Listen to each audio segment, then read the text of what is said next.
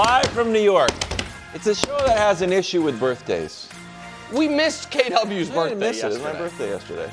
We wished you a happy birthday. Not on the show. I'm not saying you didn't, okay? But it was my birthday. Sorry, buddy. They bring out a little dessert. Guess how many candles is on it? One. What am I, one? You wanted 54 candles? I wanted more than one. One candle? My baby? What? That's how we're starting the show? I wanted more than one candle. Fire has. We should have done it on the show, though. No, I don't I don't like talking about You my don't birthday like on doing it What on do the you, show. What? You don't like what? No one knew. We all forgot. You led the show the day after your birthday with your birthday. fine. I don't mind and talking then you about said- it. that And we then did. you said, I don't like talking about I don't it. like talking. I don't mind talking about it in the past tense, I got you. but I don't like being in the moment. No, look, Nick doesn't like celebrating his birthday on the air. I do. Yeah. So Yes. celebrate mine with crumble cookies. Yeah. You act like you don't, but Correct. you really do. No, I don't like- You I really like- want the I was still in Drake May morning. Because though. I only don't like celebrating my birthday because I like my age to be a bit of a mystery. People are like, wait, he's a grandfather, but wait, he's out till 4 in the morning. Nobody can quite figure out how old I am. America I don't I know know if that's a ages. compliment. No, exactly. I know. It's just it adds to the intrigue. Possibly live first hour, first things first today. Why Josh Allen, the Bills are favorites to get to the Super Bowl. Very interesting. Again. Yeah. I mean, They're always Perennial favorite. Every- Gotcha. Yeah. Friend of the show, and Josh September Allen. champ. I think. Do you think Wow. we're going to be nicer to Josh Allen across the board?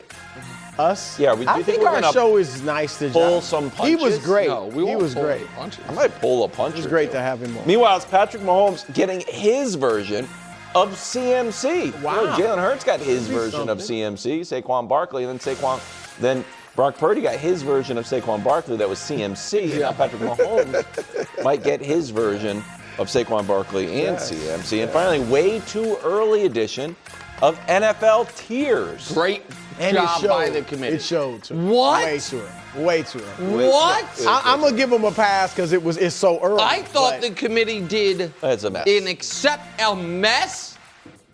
an abject disaster. I'm interested to see, because you are an empiricist. Yeah. You like to have actual data to support. A lot of these are going to be Team X, I have them Y, because I just feel it. No, there's not. There's going to There be a lot of those. absolutely is not. There's some If you teams, take there's not issue with- one positive stat besides the surgery went well. I'm very nervous. Listen, if you take issue with me, like my faith in the Chiefs, that's one thing. The rest of the tiers are unimpeachable. Unimpeachable. And I will have data on my faith in the Chiefs with a different GOAT quarterback coming off an ACL after winning 3 Super Bowls. How that set part of his career went. When did he suffer that injury? We'll get to that, KW. Late in the. I mean, now we're talking. Well, Now we're going to have that's doctors 20 on the years show. ago, modern medicine's evolved greatly. We start Got with Drake robots May's doing shoulder. surgeries now. Speaking of injuries, Yeah. his shoulder, not perfect, but not unplayable, not an excuse, but also not an explanation. Drake May being very fair and I thought mature, bro. Take a listen. Okay. Just get some time off. Time off. Time's the best healer, and definitely just need time off. Nothing that needs any thing to be done. Just some time away and time to get some rest and just time away from football. Okay. Did this change how you viewed Drake's Super Bowl? First, I want to say, because while I can't say I watched the entire press conference, I watched more than that clip. Drake's answer was perfect. Yeah. This is now the second, actually, AFC East quarterback who I feel has dealt with his shortcomings in a loss in the playoffs better than his biggest media defenders have.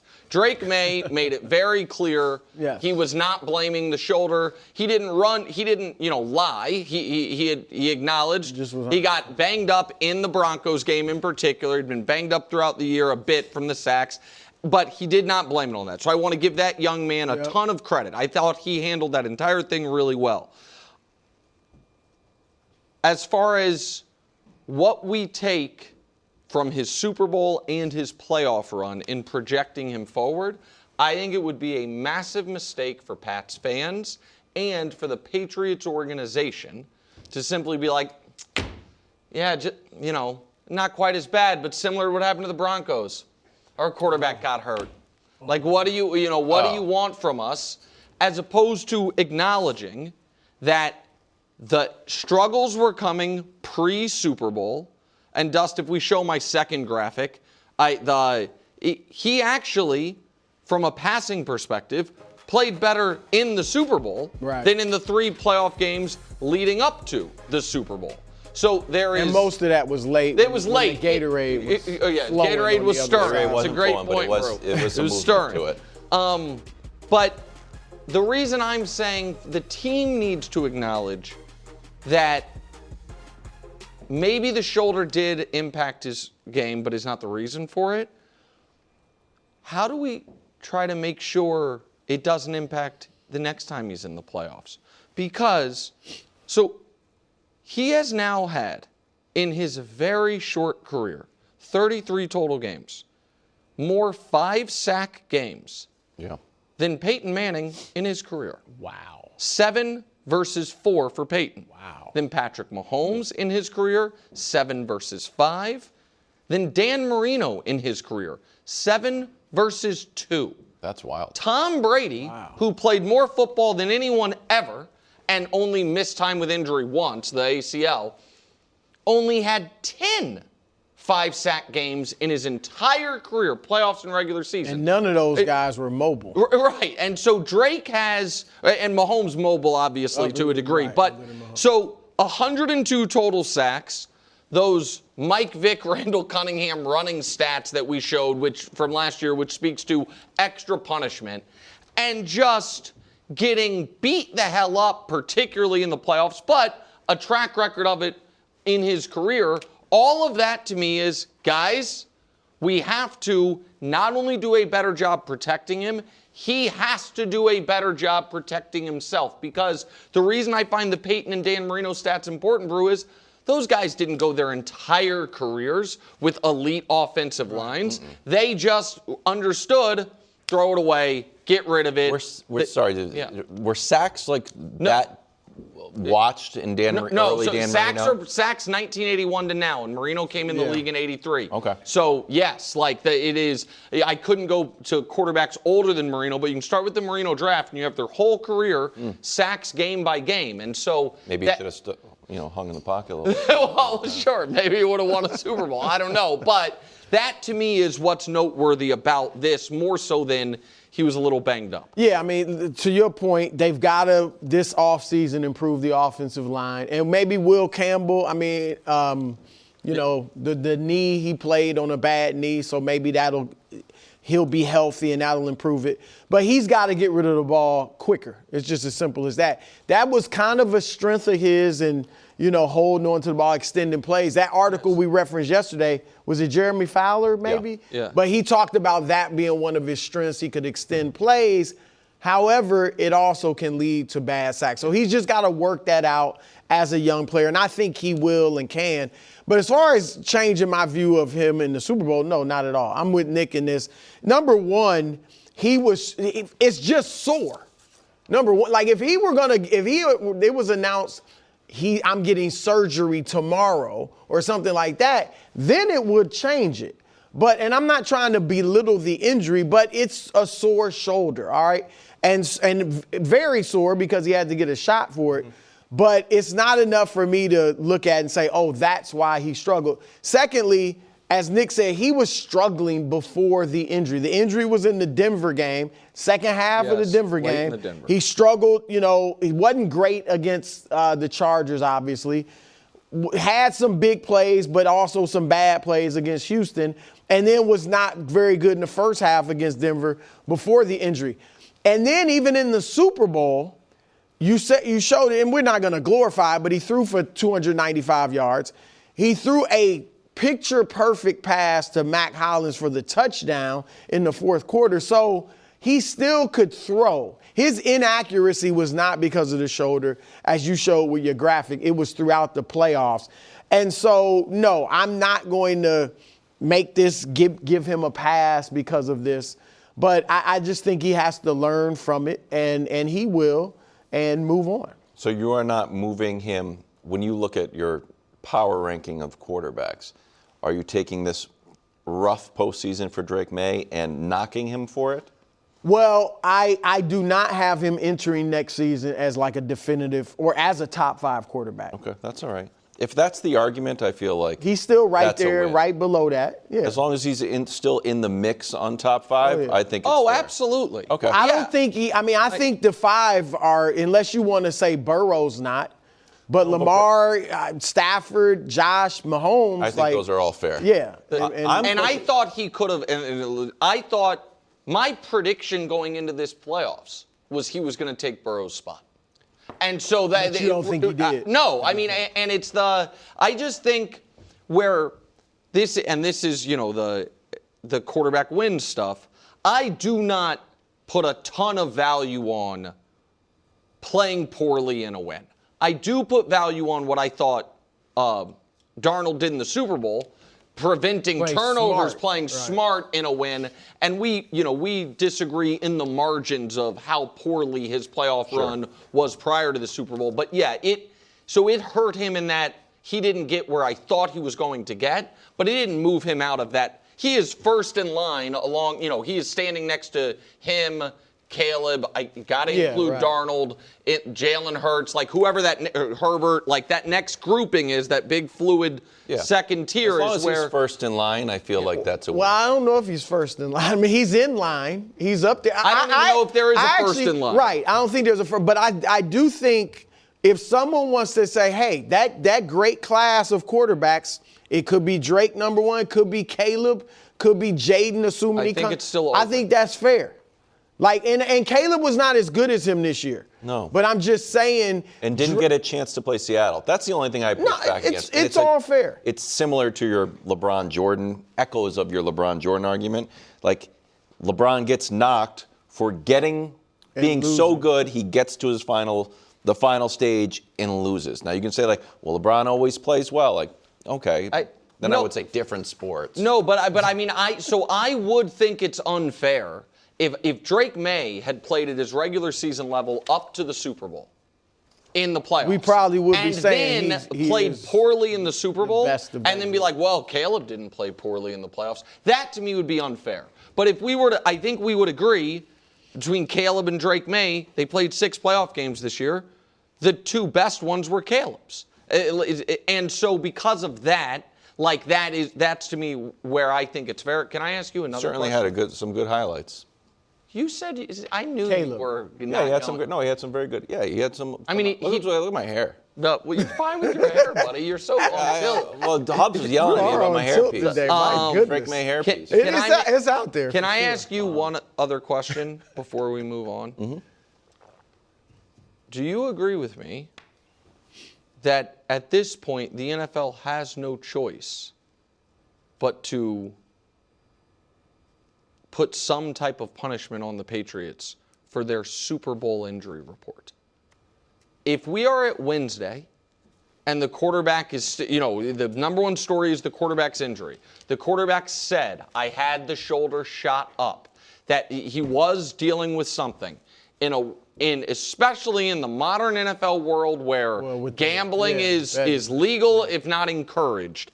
It is the quarterback of a Super Bowl team that I know no way to read it other than the team, let's call it, fudged information on the final injury report leading into the Super Bowl. I think the NFL is obligated, whether it's take a 6th round pick you're not or taking picks. I don't think they should Taking do that. picks. I mean, I'm not making that up. That has been a penalty for injury report stuff in the past. But fine.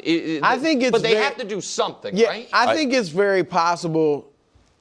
Maybe I'm giving them the benefit of the doubt, but that the Patriots are like, okay, he's playing, he's fine, it's sore, but he's playing. There's no question. We're taking him off the injury report. I will agree with you, Nick, though, in this day and age where people are betting money based on these reports and things like that, you have to leave him on. I don't think they should lose a draft pick, but maybe a fine. But or if something I like that. just don't know the ins and outs of it. If the NFL wanted to find the Patriots and you were the Patriots' defense, isn't a fair defense. He was good to go. And so we didn't put him on the injury report. But that's what, I mean, It wasn't structural It was sore. or anything. Yeah, and he was a full participant in practice. They and then he woke up and needed, I don't know how that works. Sunday morning updates of this guy, flu-like symptoms has been added Sunday morning to the injury report. Probably. And Schefter tells us he's getting an IV and expected to play. I just think the quarterback of one of the teams in the Super Bowl said in this press conference, I hurt my shoulder in the AFC Championship game. I had it shot up before the Super Bowl, and he was not on the injury report, the final one going into the Super Bowl. That, to me, is not great. Yeah, give us a nice symbolic fine. Okay. Light a fire under the franchise. Meanwhile, we're going to stick in the AFC East. Bills back in the top spot for the best odds to win. Patriots at 2. Congrats to the Jets.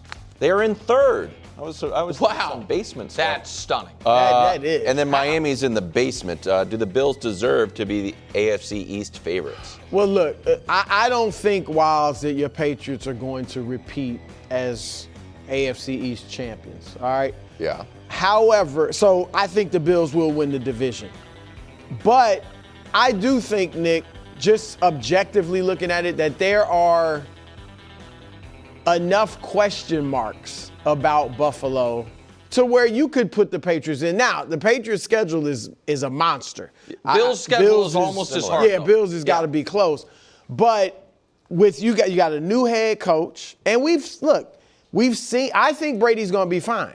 But we have seen great coordinators that weren't great head coaches. He's in the same place. You would think it'll go well, but it's still a question mark.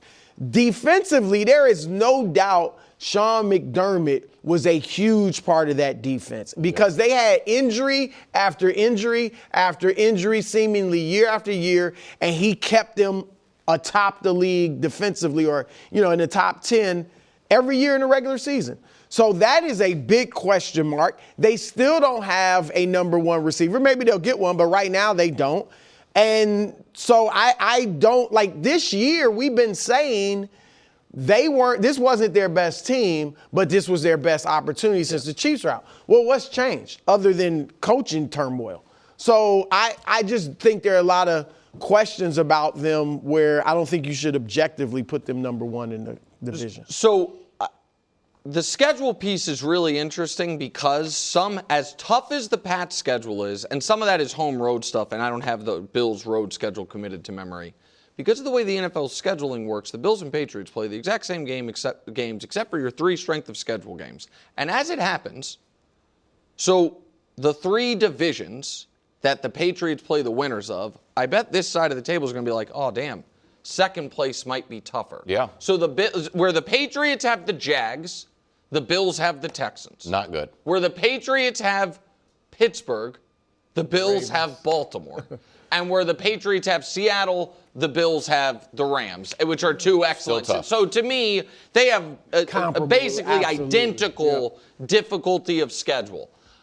And so it really comes down to, do you think is either of these teams likely to take a big step forward next year? I would say no. Is either of these teams likely to take at least a somewhat significant step back? And that's where I will say yes to the Patriots. Oh, I'm shocked. So this is where the playoff run impacts my projection. Okay.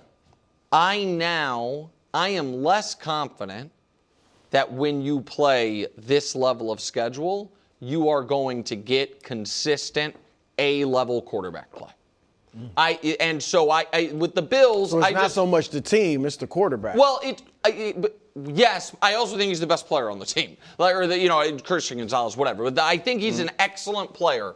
But I think the Bills can survive the choppy waters of the regular season of a rookie head coach because I know what they're getting from their quarterback basically over the course of a season, no matter what the schedule is. I now have in my brain at least the possibility of, Drake Maye's current style, and maybe he will adjust it, of I am hunting the big plays, I am going to stand here in the pocket, I'm going to do these things, might have a weakness against the better defenses while absolutely annihilating, along with Josh McDaniels' game plan, the poorer defenses. And so that's where that's the scar tissue of the Patriots' playoff run, where they lost in a way that I didn't think the Pats were going to lose, because defense was excellent the whole time and the offense fell off. The Bills, if you told me how they were going to lose, it'd be like, oh yeah, that makes sense. Yeah. Like the Bills, Josh played, had a big roller coaster type of game, and they came up on the wrong side of it. My only counter to that is, you can name the quarterbacks who played well against the Seahawks on one hand and one finger, and it's only Matthew Stafford. Well, Baker. Two guys. Baker. They scored Baker 38. played well. Baker played well. But that's it. Well. That's the whole list. Yeah, I also kind of give teams a one-off, like, Weird we game. relax. Yeah, Like, sure. I think Daniel Jones, like a early Colts game. We can name the teams who played well in Denver against that Broncos defense. It was just Trevor Lawrence, and that goes over, I think, 2 years. Yeah. Teams that played well against the Texans, it might be no one. Or maybe that was like a Colts. Trevor had a Colts game. I think the Colts had a game. Early on, but when they started. So I think it's hard to find anybody who really excelled. And that just shows you how powerful great defenses are. Yeah. The question I have for you, and the whole table, did the Bills just change their coach, or did they just change their whole identity as a team? So Sean McDermott, I almost felt like you were underselling what he did. They were a defensive team with a superstar quarterback. Their scoring defense, when they were cooking, and we thought they really had great teams, they had the best offense, the second best defense, the fourth best defense. Then we're like, they're not quite as good, but like you said, Brew, they have an easier run. Yep. Is this just is this what they're going to be? And we saw in Chicago a team that was historically a defensive Chicago Bears team, just like the DNA of the team. You know what? Like, I'm an aggressive OC. We're actually an offensive team. The defense we're going to put in the back burner. Well, look, I think their identity has been Josh Allen. Like, for, these last several years, like, he is the identity. Defense has been very good, but we have not thought of, correct me if you think I'm wrong, we have not thought of them like we've thought of the Ravens kind of defensive, over the last 7 years. I know. Some of these teams that are straight, like we're thinking of Seattle right now. We've never thought of Buffalo like that. We've just looked at it and been, they're always in the top 5, top 10, but it's not like they've had this imposing defense that was, intimidating opponents. So, but it is a legit question mark, just because I think McDermott was great. And maybe one of the reasons they weren't ever that imposing was because guys seem to always be hurt, Milano and just other players. So, but it's a legit question mark. There's no doubt. Okay, let's head to the NBA. LeBron sat out last night's game against the Spurs. It's the 18th game he's missed, which means he's dropped below the 65-game threshold for end-of-the-season awards. And, Brew, he's not the only one in danger of missing out. He's out. If you miss over 17, if you miss 18, you're done. Joker can only miss 2. Steph can only miss 3. Wemby can only miss 4. And Luka can only miss 7 games from here on out. Your reaction to the 65-game rule Well, 3 of those guys, Jokic, Wemby, and Luka, would likely be first team. Yes. Steph will be on one of the teams, second, third, whatever. LeBron probably wasn't going to make it. Right. But I actually think, I think this is a big problem. And these guys are not missing games. Like, one of the reasons the rule was put in was because it was load management for so many guys. None of those guys are load managing. They are just, they've been legitimately hurt. And if they can't be first team All-NBA or second or third team All-NBA, correct, it is going to be a joke, the All-NBA teams. And some of the awards, too. Now, I actually believe that Adam Silver, this weekend, Saturday, he'll do his annual, meeting with the press at All-Star Weekend. I think he should make an executive decision where he is saying, I am eliminating the 65-game rule, and trust the voters, because everybody that has a vote, they have a vote for a reason, because they cover the league seriously. Mm-hmm. They're not just, random people that don't know what they're talking about or know what they're looking at. they're not. If a guy plays 40 games, nobody's gonna vote him MVP or something like that. Like Giannis, Giannis is gonna miss, if not the rest of the season. He'll miss so much that nobody's gonna put him on one of those teams. But if Jokic plays 59 games and averages a triple-double, he could perhaps still be deserving of a first team or second team All-NBA. And look, Bill Walton won MVP in 1978 playing 58 games. Yep. As a voter, I have taken games into consideration. The second year Nash won it, Steve Nash, a lot of people thought Shaq should have won it. But Shaq played, I believe, 58 games that year, 59 games. And I looked at that. And it wasn't a rule, but I just said, yeah, he didn't play enough games. And I looked at Walton kind of as a precedent. And so I just think that these guys are missing games because of injuries. And the voters are smart enough to know, to have in their mind what too many games missed is. So I just think this is not what the rule was put in for. So I think he should make that unilateral decision. So I was gonna talk about the LeBron streak ending, but we can do that another time. So I just want to meet you where you're at. As someone who cares deeply about the history of this league, who spent countless hours on a project that made $0 on it, just wanted to have done it, the 50 greatest players the last 50 years. The awards ballot and All-NBA history, the NBA encyclopedia, is invaluable. Oh, yeah. It is snapshots of time of dominance of a position, dominant runs, all these things. And I hate that as long as the game is played the way it is currently played, where the injuries are ramping up, not ramping down, and this rule is in place, the project I did will be almost impossible for someone to do accurately 50 years from now. Like, I'm not going to act like I didn't do what Simmons did and watch all the games and write an 800-page book, but I put a lot of time into it. But some of it is, hey, in the late 50s and 60s, what were the All-NBA teams? Right. What were the MVP votes? Who were the dominant guys? And I know it sounds silly, but I care about this stuff. In 50 years, people are like, oh, wow, Joker's run ended. No, it didn't. Because you know what I mean? Like, it's like, oh, well, this guy made All-NBA first or second team this stretch of time. Then, he had a down year. It's like, no, somebody fell into his knee and he missed a month. That's all that happened. Well, to your point, because people would look at, let's say he plays 60 games. Yeah. People would look at 60 and be like, oh, he played basically the whole season, but didn't make All-NBA. Correct. Any of the teams. 64. So unilateral. So you want him to say that? By edict. Yep. I love that. I think Adam Silver should do more. I've just decided. Yeah, I agree. I would like that, but David Stern would do stuff like that. No, but that hasn't been the way that Sonnet, but I think that's the problem. Daytona 500 practice underway today. We will be hopping on planes tonight. Can't wait. And we'll be down at Daytona tomorrow. We've got a show from 3 to 5, and then Friday from 4:30 to 5:30. I checked. You are sitting next to Nick on the plane. Oh my goodness gracious! Uh-oh. You know what? what? Had them dogs out too. No, you guys, of all the lies you guys tell At a certain point, fool me once, shame on you. I brought an extra pair of socks.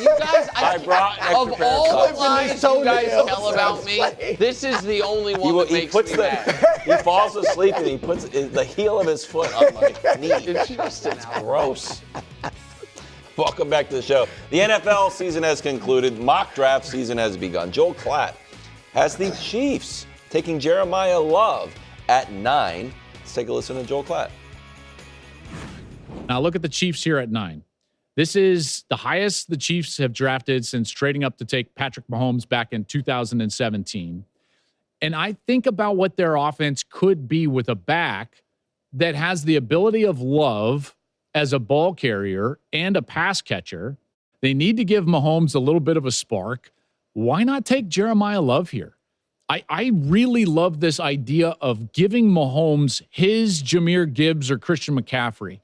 a guy that can control the run game, but also be a real threat out of the backfield as a pass catcher. Love is electric. Very interesting. You like it? I like it.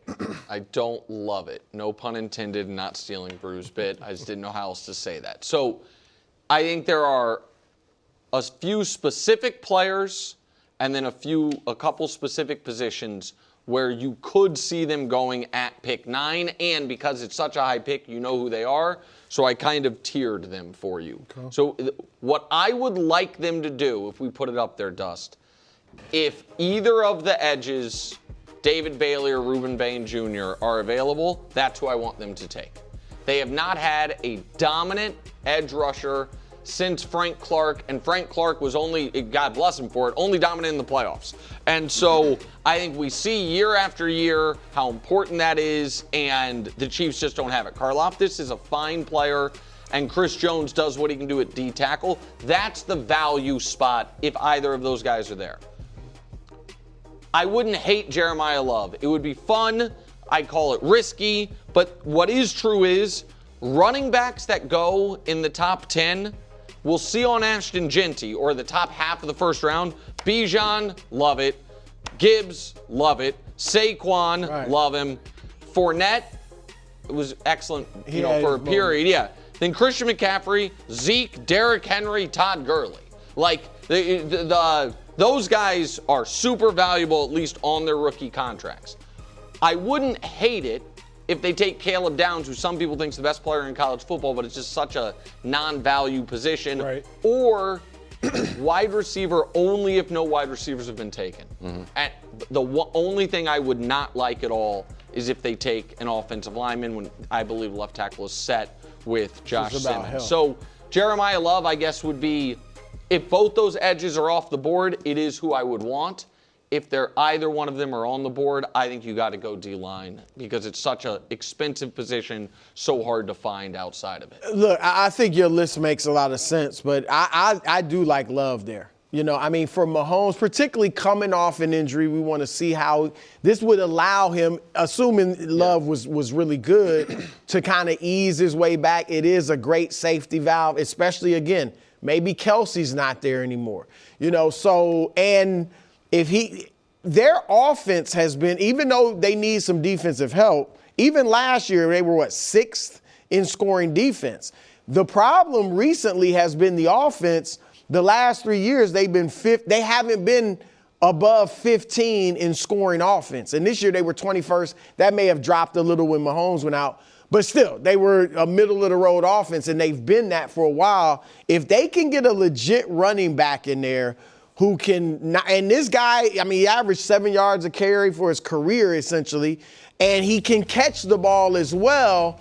A difference maker like that, even if he's not quite Bijan or something, but if he's, like, close, that would be phenomenal for the Chiefs. Yeah, that would be pretty cool. So, for me, I don't like it. I love it. Oh. I actually do love it. Like, to your point, obviously edge would be ideal. Give Chris Jones some help, re-unlock him again. I totally get where you're going with that. But for this offense, his ability to catch out of the backfield, and I know we say these receivers or these running backs with Jahmyr Gibbs and Bijan and Christian McCaffrey and even Saquon, the value that they provide quarterbacks. When you have a quarterback, especially Patrick Mahomes coming off of an injury, you need that extra check down guy that you can just rely on, that if I don't have it in my route progression, you know what, I can possibly scramble but get it to him. He doesn't just catch like typical running backs. He was put in the slot. Like, I watched him against Arkansas. They put him at the number 3 position as a receiver. He runs a corner route, plucks the ball with his hands, gets his feet in bounds. He doesn't catch like your typical running back. He understands what to do with his hands. You love guys like that. Very similar to, reminiscent of Christian McCaffrey. I don't think he catches as good as Christian, and not too many running backs do. But his ability to run between the tackles, outside the tackles, on the edge, get outside the edge, has the breakaway speed. He's not Jahmyr Gibbs by any means in that regard, but he kind of reminds me of a Le'Veon Bell. He has a little patience to him. He has a burst, power, height, physicality. He can protect. I really like this pick if they were able to get him. And we have seen, too, I mean, I know 5 years ago the running back position was incredibly devalued. But look recently, McCaffrey, Barkley, Gibbs, you mentioned, just Kenneth Walker It's the an third. instant mismatch. Right, it is really becoming an important position again. Yeah, they've never had a 1,000-yard rusher since Mahomes has been there. And they've only had they've had 1.5 seasons of what I would call above average running back play. Mahomes' first year as a starter, Kareem Hunt, before he got thrown off the team. He was an excellent player who obviously made some bad decisions. Hopefully he's redeemed himself in a lot of people's eyes since then. And then Pacheco his first year. But Pacheco, sadly, after he broke his leg, he just never been the same guy. But other than those season and a half, they've just been replacement-level guys. All right, let's head to Pittsburgh. Steelers are starting a new post-Tomlin era. So what's the narrative? Well, a successful Super Bowl champion coach who has a track record of winning but has struggled in the postseason is waiting to see if a past-his-prime quarterback is willing to sign with a team, which would ensure that team wins around 8 or 9 games. Very little chance at the Super Bowl, however. So, bottom line, Steelers are willing to wait for Aaron Rodgers. Is this a mistake? Wait or not, even if he was ready to sign this afternoon, I mean, there's only one reason I would possibly consider bringing back Aaron Rodgers, and that was if I really wanted him to mentor Will Howard. But maybe some of that took place last year, or maybe that's just not Rodgers. You would know better than us. But that's it. Outside of that, I am not. Why bring him back? Because a better scenario is putting Will Howard in there, and maybe he's not the guy. You win 3 or 4 games, and then you've got a high draft pick in what's at least now thought to be a strong quarterback class next year. You bring back Rodgers, the divisions should be tougher. We expect Baltimore to bounce back. Cincinnati maybe bounces back. But let's say they win 9 games. At best, you're doing exactly what you did this year, which is get in the playoffs and get bounced in the first round. Like, I would – now, Greg, I'm not sold on Howard. I liked him at Ohio State. If I was Pittsburgh and I haven't seen their name mentioned with this guy, I would try to go get Malik Willis. Like, that's who I would try to go get. I'm not so much Kyler. You could take a test on Kyler, but I would go get Willis. But I've seen Miami and Arizona mentioned with him more so than Pittsburgh. So I don't think it would be a mistake, because I think this is clearly about Will Howard and his growth and his progression. That's a lot in a 6th round. Right. Pick. I totally but when you listen to the press conference and you listen to Mike McCarthy speak, it's very targeted at the growth and the development of Will Howard, simply put. And it's one thing for him to have that experience with Aaron Rodgers, and I do think he's been better even with Zach Wilson and here in New York and all the young guys since Jordan Love. I just believe that right now, with Mike McCarthy taking over as your play caller, it's different having a different system, different plays, different verbiage, and seeing how that quarterback school works and how they work through things in the offseason versus Aaron Rodgers in almost mid-stride season, late off-season. You don't really know what you're going to get. You're just now getting to know him. Now you know him. You have a new play caller. You go through the quarterback school together. He gets all that educational tutelage. And then you see what you got from there. From a wins and losses perspective, I do. I think it puts them right back in the position of where they were this year. And for a lot of Steeler fans, they're like, we don't want that. But for the organization, they're about winning.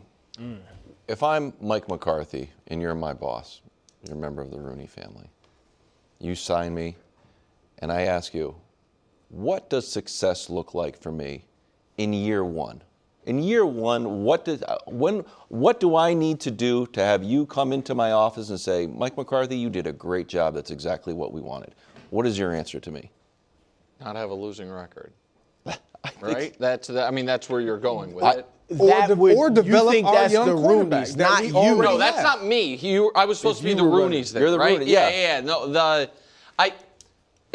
you were the first on this, but I took a lot away from the fact that the Steelers were fine with running it back with Tomlin. Yeah. That it seems like they might value, and the head coach they picked, which is not a long-term growing pains, high upside as Mike McCarthy. They value a high floor rather than a high ceiling. Like, you know what I mean? That's what they value. I definitely think this would be a mistake. This is not how I think you should try to build a championship-level team. I also think this. I'm focused on the weight piece of this. And I forgot to look this up for the show. I apologize. But Aaron Rodgers, like, we know his process in the offseason, what it once was. You know, the darkness retreat and the date and the calendar when that took place. Aaron Rodgers should not need more time to figure out what he's doing than Travis Kelce. So Kelce's going to let the Chiefs know before free agency what I'm doing. Yep. I'm not. If the Steelers want to say, "Hey, Aaron, there's no football business going on right now anyway, so take the next few weeks," fine. If this is like it was last time, where we are into the spring calendar, approaching, booking summer vacations, and we don't know what they're doing, that's an embarrassment for the Steelers. Because the argument for doing it last year was, yeah, we're going to wait because maybe we can win a championship. And instead, they got exactly what the realistic best-case scenario was. Ravens have a tough year, you steal the division, and get stomped in round one of the playoffs. You now know that's the best you can realistically hope for. To wait wait for that would be embarrassing for the franchise, in my opinion. March 9th, you can start negotiating. Yeah, so that's what I'm saying. I would tell him, hey, into the first week of March, in or out, we got places to be. Nice quarter for Wemby against the Lakers, Brew. 25 points. I'll say. 40 in the game. He only played 26 minutes. Your reaction to your guy looking great. Well, what I loved about it, 40 and 12, of course you love it. But the way he did it, Nick, the versatility he showed. He can do everything on the court. Handle, drive, shoot the three, shoot the mid-range, like everything. And he did that last night. I've been at times bothered that when he just settles for threes. Now, he's a good three-point shooter. Mm-hmm. He's not just a guy that, he can shoot. He's gotten better. That's the one part of his game that's improved the most. He is a legit three-point shooter. Yeah. But last night, instead of taking 9, which he did a few nights ago, I think he may have even taken 12, or he took 9 out of 14 shots a couple games ago against Dallas. Last night, he only took 6 threes out of 20 shots. As you can see, he attacked the basket off the dribble. He posted a little bit, whether at the free throw line or on the block. And I don't necessarily know that you station him at the block, but he could flash across the lane and post up on the opposite side. But he did it all. And that's what he can do. Don't just settle for threes. He also, Nick, got to the free throw line to hit 10 or 12 free throws. He's an 81% free throw shooter. So this year, overall, he's improved in that he's gone from four free throw attempts to 7 a game. That's important. He's dropped from 9 three-point attempts to 5 a game. So overall, that's good. And Nick, I'm gonna be honest. They're a contender in the West. Yeah. They're second in the West. They're 17-11 against winning teams with winning records. That's second only to Detroit. Are you saying they could catch? They're 3.5 games behind the Thunder. No, I'm not saying they'll catch. I'm saying they have a chance to get to the finals and win the championship. Yeah. I agree with that. What's weird to me about the statistical profile you just described of he's shooting less threes, he's making more free throws, is his numbers this year to last year are basically identical. Right. Slightly fewer minutes, but and so it is when he started the first game of the year, he had a 40 piece, right? And we were like, is he already the best player in the league?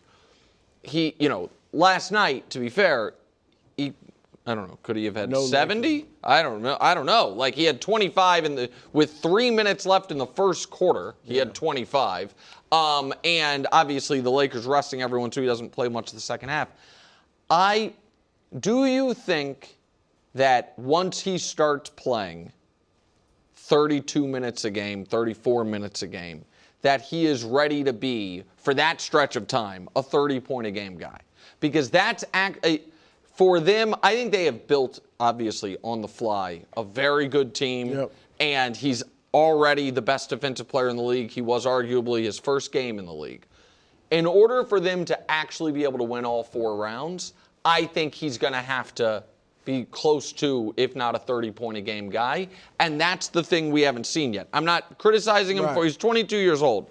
But I think that's the jump he would have to make for them to actually be able to win a championship. I think he's very capable of that. I think it's the way they play. If you watch them play, it's completely equal opportunity offense. It actually looks like they have so much talent because Dylan Harper is a top, blue chipper.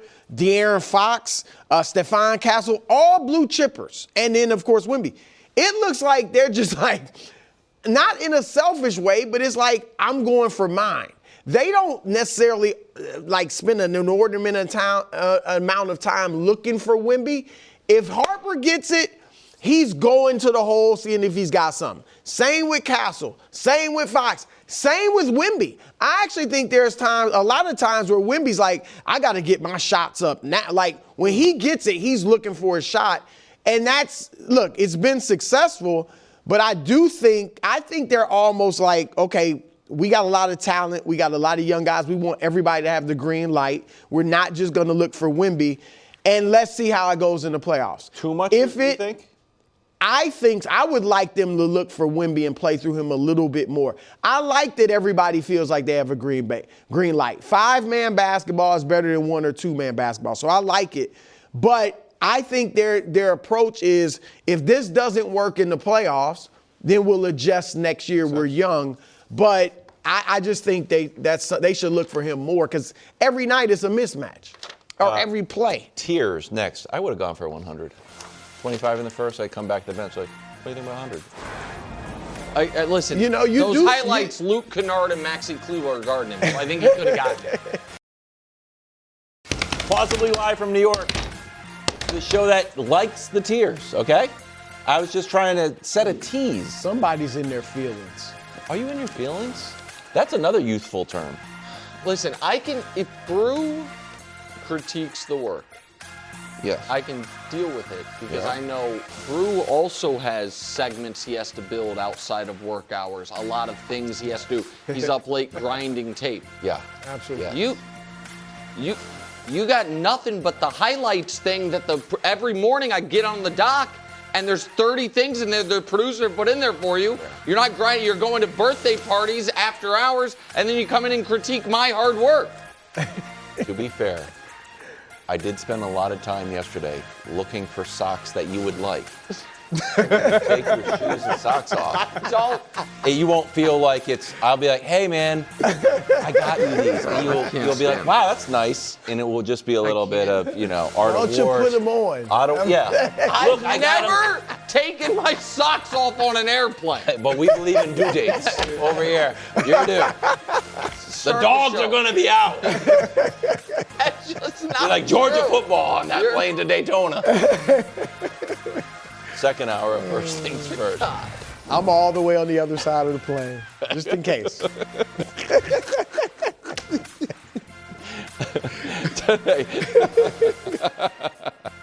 Hey, did Drake Maye have a tell in the Super Bowl? He did. Yeah. Not great. Obviously. And it was also just like, he's not like Stafford. I was like, oh, shoot. Meanwhile, is Shedeur locked in as QB1 in Cleveland? Very interesting. But right now, let me get you caught up to speed. What was happening last night? I feel like we've been making fun of you too much. I might change this. No, just read it. I'm curious what you wrote. Last night in a candlelit New Jersey salon, with a sign out front that read, highlights, subtle but stunning. An elite committee of analysts, savants, and guys who want to wear a full NASCAR suit tomorrow fought and toiled and burned the midnight oil to deliver the best segment in all sports. It's an honor and a privilege. It's time for a way too early edition of Nick's Tier. See, I don't mind the highlights lie, because the audience sees me every day and knows it's not true. My hair's been the same color for a decade. It was in that Washington Post photo shoot. I didn't have highlights. That's what made it pop. In the because you don't generally do it. But it was like blonde highlights. It looked good. We do think it looked good. Yeah, we it want was you to get hot. highlights. It's our Time for the tears. They are on you today. KW's gonna, after the show, KW's gonna say to one of the producers, "You should have made a Marshall change this tier name." Oh no. Bottom of the tiers. Oh, wow. Death spiral. Oh my goodness. Ooh. I just don't know how these teams extract themselves from where they're at right now. Dolphins and Cardinals paid the wrong quarterback. They want to move on from him. That's going to be expensive. The Browns really paid the wrong quarterback and still don't know what they're doing. And the Jets, I did a lot of research on this, still the Jets. And so I just don't know how those teams extract themselves from their situations. One playoff team? Odds are yes among these 6. Yeah. That one of them gets it. The Saints got hot at the end of the year. The Titans hope they can follow a poor man's version of what the Patriots just did. Defensive second-time head coach, second-year quarterback taken super high, building off the year. The Steelers were in the playoffs last year, fired the coach. We know the story there. Vikings, this is a big year for KOC, man. He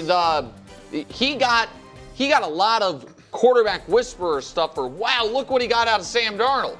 Now all of a sudden Sam Darnold's like, I got that out of myself, maybe. Yeah. And so That's interesting. Do you? So let's say J.J. McCarthy struggled in. Yeah. You think? I would think they'd be crazy to get rid of KO. I'm not saying he's on the hot seat. What I'm saying is part of he's been to the playoffs a couple times, lost both times. I think both. Well, his won home playoffs, yeah, his right. playoff And so, record is but good. his claim to fame is quarterback whisperer. J.J. McCarthy ain't deaf. Like, say some I would sweet think nothings they in his blame ear. McCarthy. Las Vegas Raiders, #1 pick, new head coach, and the Giants, who are going to be a very trendy pick, and I get it. Division seems maybe up for grabs a bit, depending on what you think of Philly and people like Harbaugh. Their fans believe, and that's worth something. Fans of all 3 of these teams think we're going to the playoffs. The Falcons finished 8-9 for like the 4th time in 5 years. The moment they were mathematically eliminated from the playoffs, they're going to be the best team in football. The Panthers made the playoffs and won the division. And the Colts, like, we were cooking and our quarterback got hurt. They hope, obviously, assuming he's back and signed. They have to sign him and he has to be healthy, but their fans believe. Anxious offseason. Philly, Washington, Tampa. And that offseason will lead to, I think, an anxious regular season. I think in Philly, there's real concern. Is Lane Johnson going to retire? And how, what does that mean for us? Are we going to trade A.J. Brown? This whole new coaching staff. Washington, I think in the national media, we're just like, oh, Jaden's injuries, man. But it was more than just the quarterback got hurt. That defense, that was an older defense, looked old this year, and they fell far from, obviously, the unbelievable 2024 season for them. And Tampa, I thought Tampa could be this year's Seahawks. Not win the Super Bowl, but get there. A team that had been consistently, 8, 9, 10 wins, not necessarily front of the marquee brand, but similar quarterback story, great wide receiver, those things. And instead, Tampa collapsed at the end of last year. And now I think everybody, whether it's Baker on it, am I ever going to get that actual star quarterback contract? Todd Bowles got it. He goes into the year maybe on the hottest seat other than Aaron Glenn. They're actually the same. Bengals and the Cowboys. They both have owners that are a hindrance to winning. They both have statistically prolific quarterbacks. They both have excellent and insanely expensive, or soon to be insanely expensive, wide receiver duos. They both have a defensive plan of probably won't be worse, huh? Am I right? Probably. It probably won't be worse, guys. Just enough to make you believe. Lions, Rams, Chargers, Texans. Lions, we know what the talent is. We also know for different reasons the defense or the team has kind of stumbled down the stretch the last 2 years. The Niners, they damn near had the 1 seed with all those injuries last year. The Chargers, have you seen the most yards in NFL history through 6 years is still Justin Herbert's. Have you seen the throws he makes in September and October and the rushing bats? And don't count the summer, too. Yeah, no doubt. Texans, D'Amico and the defense, they are one of 2 teams in the NFL, along with Buffalo, to have won a playoff game in each of the last 3 seasons. That's the full list, I believe. However, deep down, I think all of us feel like, man, Dan Kimball was right. The Lions' best chance was 2 years ago in the NFC Championship game. And the Niners are always going to be injured. And the playoffs are going to still be a thing that happens at the end of the regular season for Herbert. And what's going on with C.J. Stroud since the lecture led to losing? Was it a fluke?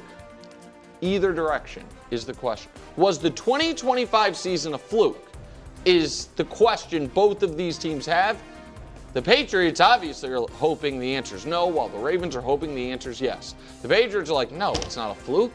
We're building on that, and we're maybe not going to win more than 14 games. We're here to stay. The Ravens are like, man, our quarterback suffered a handful of different injuries. He and the coach, whatever, we're going to be back. Flip side for the Patriots is easiest schedule in 25 years to what looks like a pretty tough one. For the Ravens, mobile quarterback all of a sudden who's now not either been in or available for the playoffs 3 of the last 5 years. Is it on, is this 2025 more of what's to come? JV Seahawks Rams, who they hope to become the varsity this year. These teams played 3 games this year. They were all 3 epics. They all 3 came down to the wire. The team that won the first and lost the last 2, including in the playoffs. And they hope that the NFC North can be next year, this past year's NFC West, that they can be the 2 front label teams, if you will, and fight each other out not only for divisional supremacy, but conference supremacy.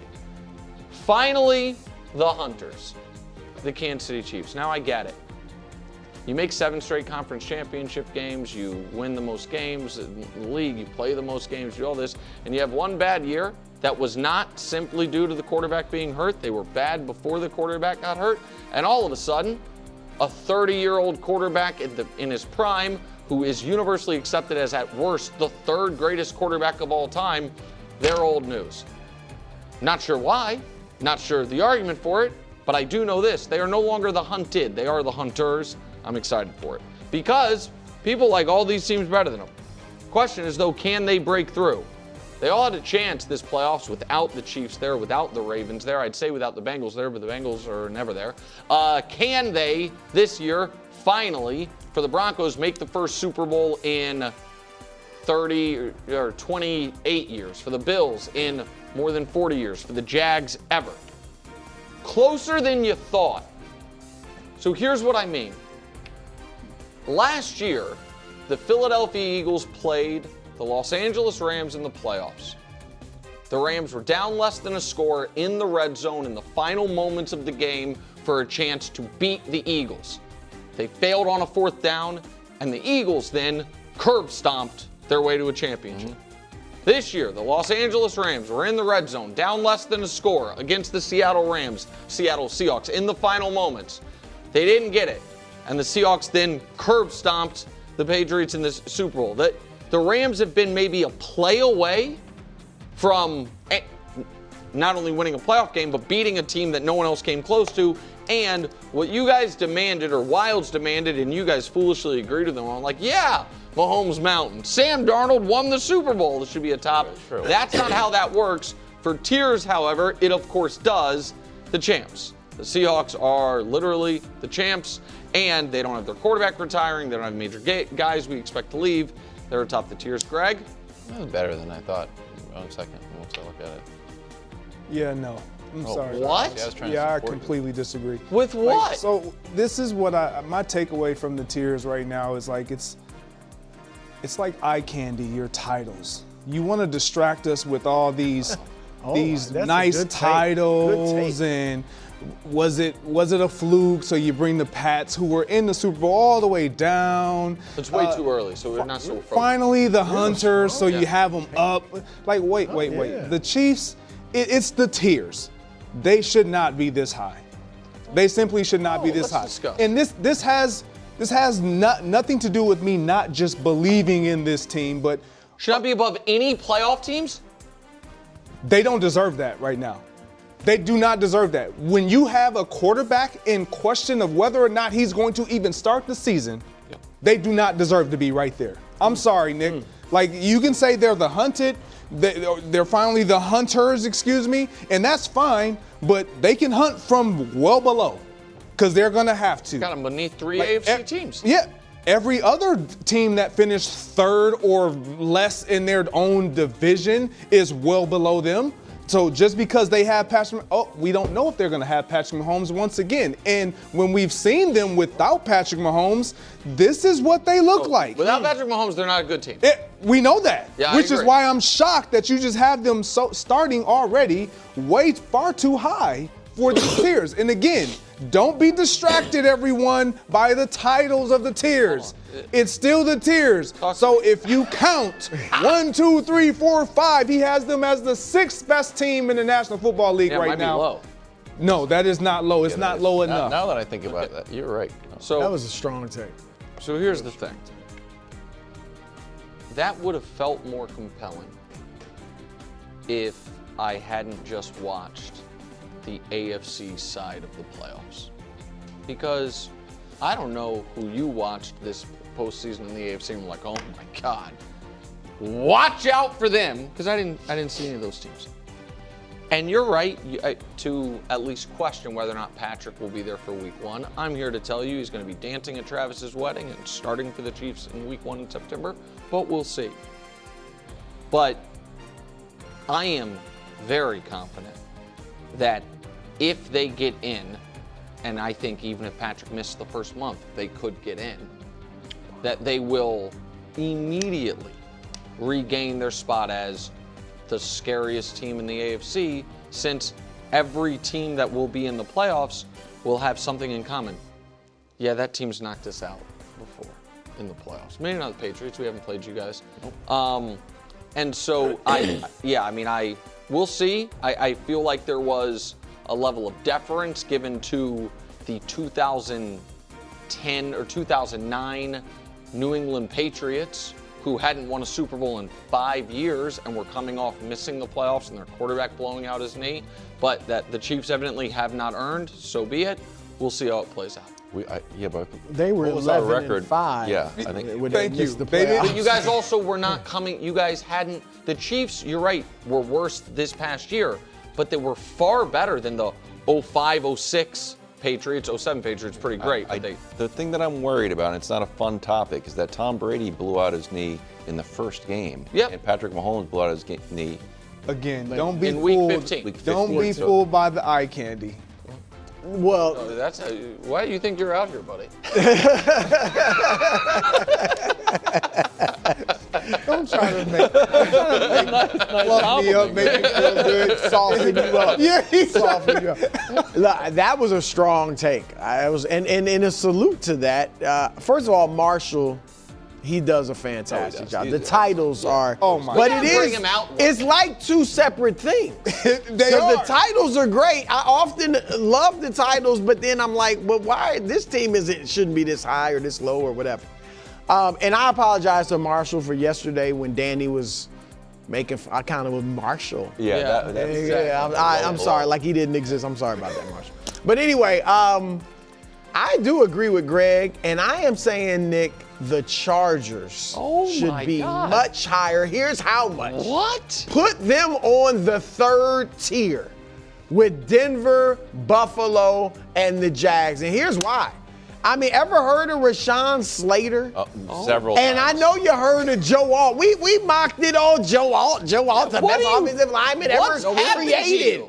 But first of all, they got a great head coach. I think we all agree with that, Jim Harbaugh. They've got. Done a bang-up job. They are bringing back 2 all Pro Bowl level or all pro level tackles that they did not have this year. Yeah. All right. They are bringing in Mike freaking McDaniel to work with Justin Herbert. Now, I get it. You can roll your eyes if it was he's the head coach, but he's the OC. He is going to have a field day with Justin Herbert. And defensively, and look, I've talked up Jesse Minter. He went there, he helped the defense. And he's gone. Yeah, but it was some Minter. It was a lot Harbaugh.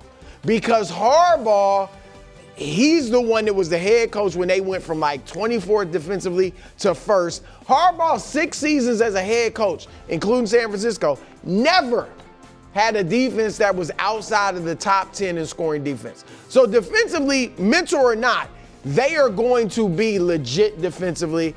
And offensively, I mean, they got 2 good running backs, assuming they're healthy, Amari and Hampton, Vidal. Like, I don't know what's not to like. Now, if you want to say playoffs, okay. But regular season, I think they're going to have a strong, they're my pick to win that division. I cannot believe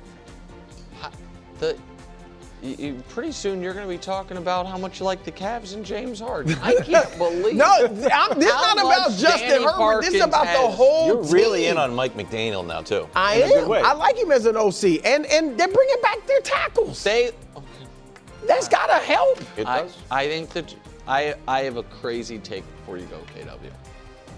I think the Chargers, people aren't going to believe this, are going to be who they've been my entire life. That's fair take. They're gonna win somewhere from 9 to 11 games. They're gonna have some moments where like, oh my God, this might be the year. the best team in football. Oh, holy smokes! And then they're gonna finish somewhere around 5th or 6th in their own conference at the end of the day. That's what I think. See that happening. Yeah. I want to talk about the Texans, but before I do, a quick prologue about the Denver Broncos. I don't know why the Denver Broncos are above the Patriots. The Patriots had the easiest schedule in the league, very true. The Denver Broncos had the 2nd easiest schedule in the league. The Denver Broncos won the AFC, were the number 1 seed because they got to beat the Packers when Micah Parsons went down. They were losing that game when Micah Parsons was in the game. Then they went to Kansas City and beat, not Patrick Mahomes, they beat a backup quarterback, and then they beat the Chargers with Justin Herbert and everybody resting. And while the Patriots had the easiest schedule and were blasting teams, the Broncos had the 2nd easiest schedule and were having late comeback wins and were waving the flag like it was a good thing. It's not a good thing. You should have been blasting those teams. And that's why I'm selling all my Broncos stock for the next year. But I'm not here to talk about the Broncos. Wow, you did a Bonus take.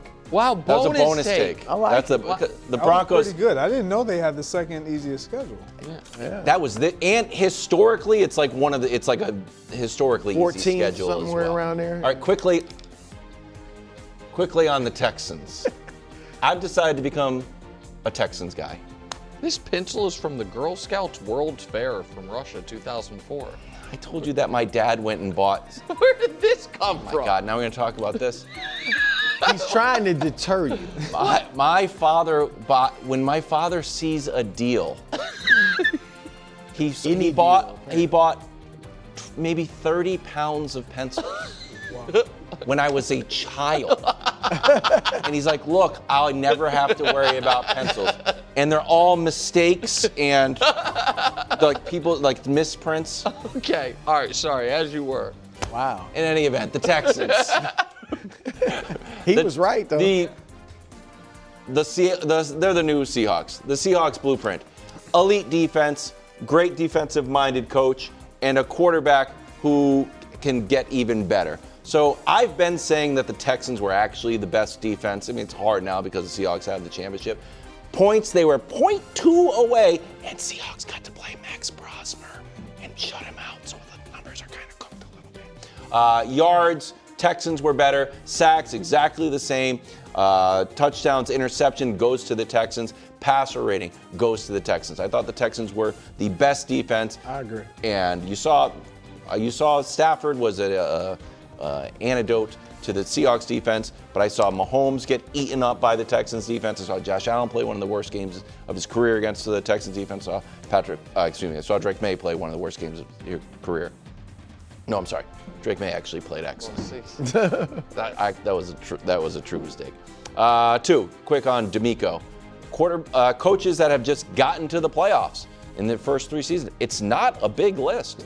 So, like, we know that he's a good coach. Like, wow, is he a historically good coach? Like, according to this graphic, he is. He's, waiting to break through to that next round. They just kind of get stuck, hit a ceiling. 4 excellent coaches in Barry Switzer.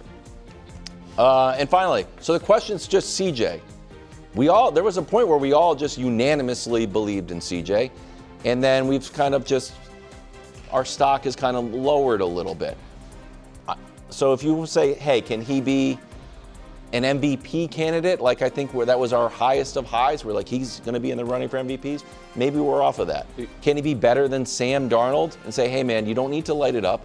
You just need to play clean football, and our defense will take care of it. Maybe that takes a little bit of the pressure off. Maybe he's, gets a little bit better in year 4, and all of a sudden the Texans are in the Super Bowl. Oh, very quickly here. Maybe not. But I've got Russia on the brain because of that pencil. Sure. Any historians out there remember a time in the 80s where the Russians, Soviet Union at the time, fighting the Afghans, and we wanted the Russians depleted, so we in the shadows aided the Afghans. Not because necessarily we cared so much, but because we were trying to help them defeat our enemy. It's a proxy war. Yeah, I've heard. Kevin Wildes is currently fighting a proxy war on Drake Maye's playoff critiques. There's a part of that. And the way he's doing it is, hey, that Texans team sure was awesome, wasn't it, guys? The Texans defense was the best defense. Can you imagine if someone scored defense 28 and threw 3 touchdowns after the Bills game? Greg, after Josh Allen was just lost, everyone was like, this Texans team is the best defense. No one draft teams you don't want to play. I'll take the Texans number 1.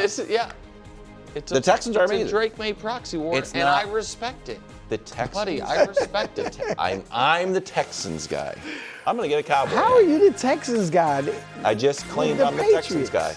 And I'm a Patriots guy too, but I'm a Texans guy. Head down to the Daytona 500. Practice started today. That is just practice. They go much faster than that when they're racing. And we will be there live from Daytona as we get ready for the Daytona 500. Tomorrow and Friday we are there. The race is on Sunday. Do you have a winner? We've been researching and saving that for tomorrow. Okay. Brew, are you ready? Saving that for tomorrow. I'm not only am I ready, I am going to go into the First Things First archives because we've had one of the race favorites in studio to discuss his win from nearly a decade ago. Wow, I'm very interested in that. Super Bowl sound from the Seattle sidelines. Here's Julian Love on Drake Maye's tells, where he basically predicts an interception. Take a listen. Classic young quarterback. I know. As soon as that back foot hits, deep on is this. As soon as the back foot hits, he's going to where he wants, but he's pausing for a second to confirm that he's open. He's not blindly doing like Stafford. There's like a little hitch there. Okay. You can jump that. Well, and then this happened. I put my back foot down there, and here you go. A little bit of a duck, and it's an interception. The game was over. And the audio. They had hope. Who did he say he's not quite like? Matthew Stafford. Oh. I thought they were right. Wow. Right there. Wow. Right. Julian Love, someone send him a fruit basket. You guys have all fallen into a trap. Oh, please tell us the trap. You have all fallen into a trap. You know what the conversation used to be, Greg? Oh. Who's the best quarterback of that draft class? Yeah, I don't know. Bo Nix, he's winning a lot of games. Is it Bo Nix or Drake? Caleb or Drake? It's still is it Jaden or Drake? Yeah. I haven't heard that conversation in a while. You know what I hear now? Had it yesterday. You know, I hear Drake Maye. He's no Joe Burrow. Drake Maye is 23. He's not as good as 14, 17-year veteran Matthew Stafford. They're not on the same level. You got me, Breaking Bad. You got me. You got me. He's not as good as, I'll lay down my swords. But the conversation is now not about Drake Maye and Caleb and other young, interesting quarterbacks. Its conversation is about Drake Maye, Josh Allen, Lamar, Joe Burrow, Matthew Stafford. Hold on. Wait. You got me. That's a nice. You got No, me. but so hold on. nice But little that is misdirection. So You wait, guys win. Hold on. So, but that is Good job, Wild. that is you. I like that. That was. But that is a massive concession from you. I know. Because I don't think any of us are willing to concede your other point of it, which is that Drake Maye is no longer in the discussion with Caleb or Jaden. I didn't put him in with Bo Nix. I just haven't heard it recently. But Brew had it yesterday. I mean, we've had earlier it today. Yeah, earlier today. I had my AirPods. And to me, because my read on that is I guess a little differently, which is it is not that Drake Maye now is in the discussion with Stafford. It's quite the opposite. It's going into the Super Bowl, some folks, maybe some handsome folks who just had a birthday, were demanding he be neck and neck with Stafford. And now we have impromptu on the sideline a player in the game explaining how he is not at all like Matt Stafford. Like that to me is a concession in the other direction and not that shocking because there's only in the last, 15 years, I don't know if there's a quarterback other than Mahomes who at this age was separated. Was as good as the best long-term veteran quarterbacks and, kind of across the board recognized as such. Brady wasn't even that, but he's a different type of player. Peyton was, but that's a long time ago at this point. And so, I don't think it's a glaring indictment on Drake Maye as much as I think it's a glaring indictment on some Drake Maye opinions, leading up to it. Wilds, I got some good news and bad news for you. I'll take them both. I didn't agree with your little take you just did, but I thought it was creative. Oh, I thought it was. I thought you were. Yeah, it was cute. That's a good one. I thought you were kind of stuck. Right? And you found a way to wiggle yourself out of it. Is this the good news or the bad news? It's kind of the bad news. Okay. I'm not sure. But that's the bad news. The good news is this is great for Drake. See? This is just what he needed to hear. Maybe he wouldn't, if Julian Love had not been mic'd up, maybe Drake goes into next season not even knowing he had a tell. But seriously. Excellent. This is great news for him because now he's, you know what? I didn't even know I was doing that. Now he can work this offseason on eliminating that from his game. And look, second-year quarterback, 23 years old. We are not just saying he's going to improve because he's young and all that, but he has things he really can work on. As all the young quarterbacks. Brady in his second year, even though he won a Super Bowl, still had a long way to go. Mahomes, even though he was still great that early, remember he talked about reading defenses and all that. Yeah. So Lamar won an MVP his second year and has improved dramatically over that. That's what Drake, this is great for him. If Josh McDaniels should be sitting down with Drake playing this, man, look at that. Your take or the sound? Both, maybe. Both, but mainly the sound. So the week leading into the Super Bowl, I had my takeaways of what I think I learned or wish I knew going into the Super Bowl, and doing more, knowing that you can be more. Right? This is exactly what I'm talking about. Julian Love grinding the tape, trying to find any and everything, just one thing to give me a little distinct advantage, because I can say that this wasn't Drake Maye all season long. This wasn't him pausing all season long. It became a thing once he was getting sacked. Well, he got sacked all season long, but playing those type of defenses, and they were getting extreme amount of pressure on him. So now you start to hold that ball a little bit longer. Is he open? Is he not? You're playing much more tighter defenses, and so you become something that you hadn't been. Great job by him. For me, Drake Maye is going to be just fine. But this is what wins and loses football games in these moments. The smallest tell that you don't know And one of those things that I remember I told you guys I did, like the first week I was studying my opponent like crazy. The second week I tried to watch myself and had Charles Woodson and Tremont Williams try to identify things that I wouldn't necessarily see of myself to eliminate that. Those are, it's that close when you're in those type of, well, it wasn't that close for the Seahawks, but I mean, those are the types of things that you are willing to do to win that type of a game. And that's also what I will say, because we've now heard about the Patriots offensive linemen having some tells on run or pass, and how they were set, this on Drake Maye. Because the team is so young, your graphic about rookie snaps, and Drake Maye doesn't even count for that. He's a second-year player, but obviously very young. That, to me, is a missed opportunity by the Patriots coaches to not either pick up in the prep or in real time the same tells Seattle was, and trying, certainly with the offensive linemen, I don't know how much you could, how much Drake was doing it in the playoff run leading up to it, if that was specifically in the game. My other takeaway from this, in all seriousness, is the great mic'd up NFL moments are such a window into how specifically brilliant, excellent football players are.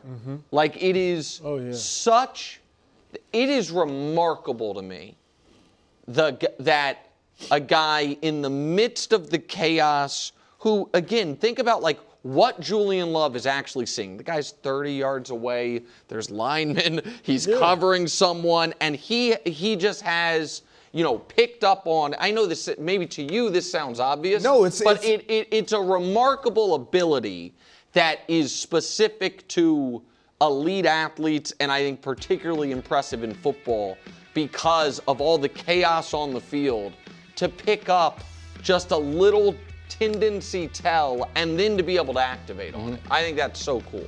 Yeah, it's one of those things that you pick up in film study, and then once you get onto the game field, you need to see it one time to confirm, is this true? Right. Is this what I saw? Once you see that one time, that's how you're playing. That's how you're approaching every single snap now. The tell I picked up on is when you can see the bottom of Drake Maye's feet like this. We're in trouble. It's a bad sign when you're seeing Drake Maye's cleats in the air. It's like me in the airport today. Well, it's kind of, I can see those dogs are in a bad spot. Welcome back to First Things First. Headed to Cleveland. They are either looking for a QB1 or it's obviously Shedeur Brew. Not a lot of middle ground. Here's Myles Garrett's take. That's what we're looking at as a guy. We're going to give him a shot to prove that he's a guy. So we're not going to give anyone that title until they go out there and earn it. And he was the last person to be on the field, and he showed some flashes. So we're going to give him an opportunity to show what we can really do. All right, Brew, do you think he's done enough to be QB1? Well, I think Myles Garrett said it perfectly. He showed some flashes. We'll give him a chance. I just don't think Stefanski and that staff, or mainly Stefanski, believed in him. So even as he was starting those last few games, it almost felt like it was a grudging, let's see if we can work with him or whatever. I don't believe, he certainly hasn't earned he's definitely our starter next year. But I do believe whatever they do, it should be a quarterback competition. However, I believe his name, like if it's just Gabriel and him and maybe a legit backup, like a perennial backup guy, that Shedeur should be atop the depth chart. Now, maybe Gabriel outplays him and takes it from him, but Shedeur should enter camp as the number one guy in a legit, fair QB competition. If they were to go out, and I'm not saying they'll do this, but if they were to go out and get a Malik Willis or somebody like that, then no. I think in your mind you're thinking it's going to be Willis. I don't think you hand it to him either. I think it's a legit competition. Maybe nobody's at number one, but it's a legit competition. But if you sign Malik Willis, Malik has shown more than Shedeur, but I don't think you sign Malik automatically ready to hand him. You even what you showed yesterday was 3 games over 2 years. Now I think Malik is better, and I think Malik would beat him out. But I would be like, we're bringing you in for a competition. We like you. We think you will emerge as our starter, but you got to earn it. Like, has he done enough where he don't have to earn it? Yeah, if you're going out and you're signing Malik Willis, you have a plan, believing that he's going to be your guy. I agree with But in terms of this question, has he done enough? Absolutely not. Absolutely not. Like, I totally get what Myles Garrett is saying, and I understand your point. If the roster as currently configured with the quarterbacks that they have, even Deshaun, if they were to go to camp right now and say, you know what, ones go out, Shedeur should probably go out there, but it should be an open competition still. He should have he should be given the benefit of the doubt to kind of be the one that's leading in the back of your mind. Yeah, leading the case of being the number one guy, but 7 touchdowns, 10 interceptions, 50-something, I think it was 56% completion percentage. All of those things can improve. I totally understand that, but it wasn't to where it's a no-brainer. Yeah, he's number one. I mean, his season-long numbers, and listen, the ranks are what the ranks are, but the season-long numbers are, I think, evidence that he has not done close to enough to be like, he's our starting quarterback. I agree with Brew that of the quarterbacks on the roster right now, I do feel like even though those numbers are not good, I just think he played better than Dylan Gabriel and showed more upside than Dylan Gabriel. So I think I don't think Deshaun Watson's going to play another snap in the NFL. So I would have Shedeur QB1 on the roster right now. The Malik Willis thing, I think Malik Willis, because it is such a scarce quarterback market, is signing with a team to be the team's starter. Whether that's a good idea or not, so let me take Malik Willis out of it. Say the Browns were to sign Matt Ryan. I think that then is a true competition. Like, Matt Ryan gets cut from the Falcons, and I think he is the Kirk Cousins? You mean Cousins? Jeez, I can't believe I was like, I was like, all right, keep going. I'm like, Phillip Rivers, man. He's coming from the executive position now. It doesn't matter. Wild. Like, this is interesting. I've got such a weird Matt Ryan era. He is. That last era you met. Yes, was Matt Ryan. We were in boxes. Something. Forgot he had signed. Sorry. I didn't know. You guys are all looking at me like I'm an idiot. What's going on? Yes, Kirk Cousins. Yeah. Thank you. If Kirk Cousins gets cut, but still wants to keep playing, I don't think Cousins has right now the leverage, so to speak, that Malik Willis does. And he signed somewhere. I think that's becomes a competition. It's like, hey, but the Cousins young guy is better though. Cousins this is point, better he's right better than now, Shedeur. but I would want that competition. I'd want to see how much did Shedeur grow? How much did Cousins atrophy over the year? Like, if it's close, I would have Ty go to the young guy who's super cheap moving forward. So that's the type of world that I think he lives in. And we don't have time to get into it now. What's interesting to me is what number pick in the draft if they take a quarterback this year, does that draft placement supplant Shedeur's year head start? Like a first round pick, definitely. Yes. Second round pick? No. Okay. No, I feel like but there's if a they gap let's say So that's if it was a first round pick, not Mendoza, but it was a first round pick. So you're saying he would start as the number one quarterback going into training camp? What I'm saying is if the Browns take a quarterback in the first round, they are going to there will be a competition. For sure. And the competition, they will hope the first round pick wins it. Correct. You know what I mean? That's what they will be taking him hoping for that. Second round pick, maybe not. Matt Ryan also. He is the president. But you never know. Yeah, you don't know. You never know. Yeah. Justin Verlander. He's probably younger than Phillip Rivers, isn't My God. He might be. Plausibly live from New York, it's First Things First Overtime today. Did Wemby just prove that he's a top 5 player in the world, or even higher? Meanwhile, which team will be the next Seahawks? We discuss the long shots to win Super Bowl 61. And finally, I know you're thinking, stats, they fell off. Wrong. They are cool like you would never have thought. Alongside Chris Broussard, I'm Kevin Wildes, Nick Wright, Parkins, Danny Parkins, did you hear that Nick is going to get you an early birthday present because they are handing out James Harden beards at his debut? Are you excited for that? I've always wanted to be man enough to grow a beard, so I could put a fake one on. Can you grow a beard? No. How's your toe touching thing going? It's not going well. Thanks for asking. How's your trainer going? You still can't touch your toes? Not only can I not touch my toes, we prepaid for 4 sessions with the trainer. I've done 1. Well, you did what? What are you doing? Yeah, I mean, what are you doing? Buddy, I couldn't walk for a week after the first session. I'm sorry. Yeah. We're going to call the trainer. We'll call the We're trainer. going to start the show. I'm sorry, the trainer. We're going to get him back on. He's been paid. Nice quarter for Wemby against the Lakers. 25 in the first. Some people thought he should have gone for 100. Get a nice little cardboard sign. Have it say 100 on it. Would have been cool. 40 in the game, which he only played 26 minutes. Here's J.J. Redick. He's one of the 5 best players in the world. He's put that stamp on himself, and it's more than, to me, it's like more than the counting stats with him, because there's such an avoidance of him defensively. Okay. Danny, your reaction? So I'm not terribly interested in is he already a top 5 player in the world? Can he be the GOAT? Like, I think we sometimes rush to the finish line on this stuff. We've all been watching basketball our whole lives. I love basketball, the sport, dearly.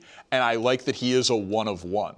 Like, that I have never seen a talent like his. And obviously that is partly just a size thing and a God's gift and genetics thing, but it's also a skill set thing, and it's a youth thing. Like, last night's game is crazy. And I'll just run through a few real quick stats, because like the fact that the same player can be all of these things is kind of amazing. He is the first player, other than Steph Curry, to do this, which was 25 or more points on less than 10 or fewer shots.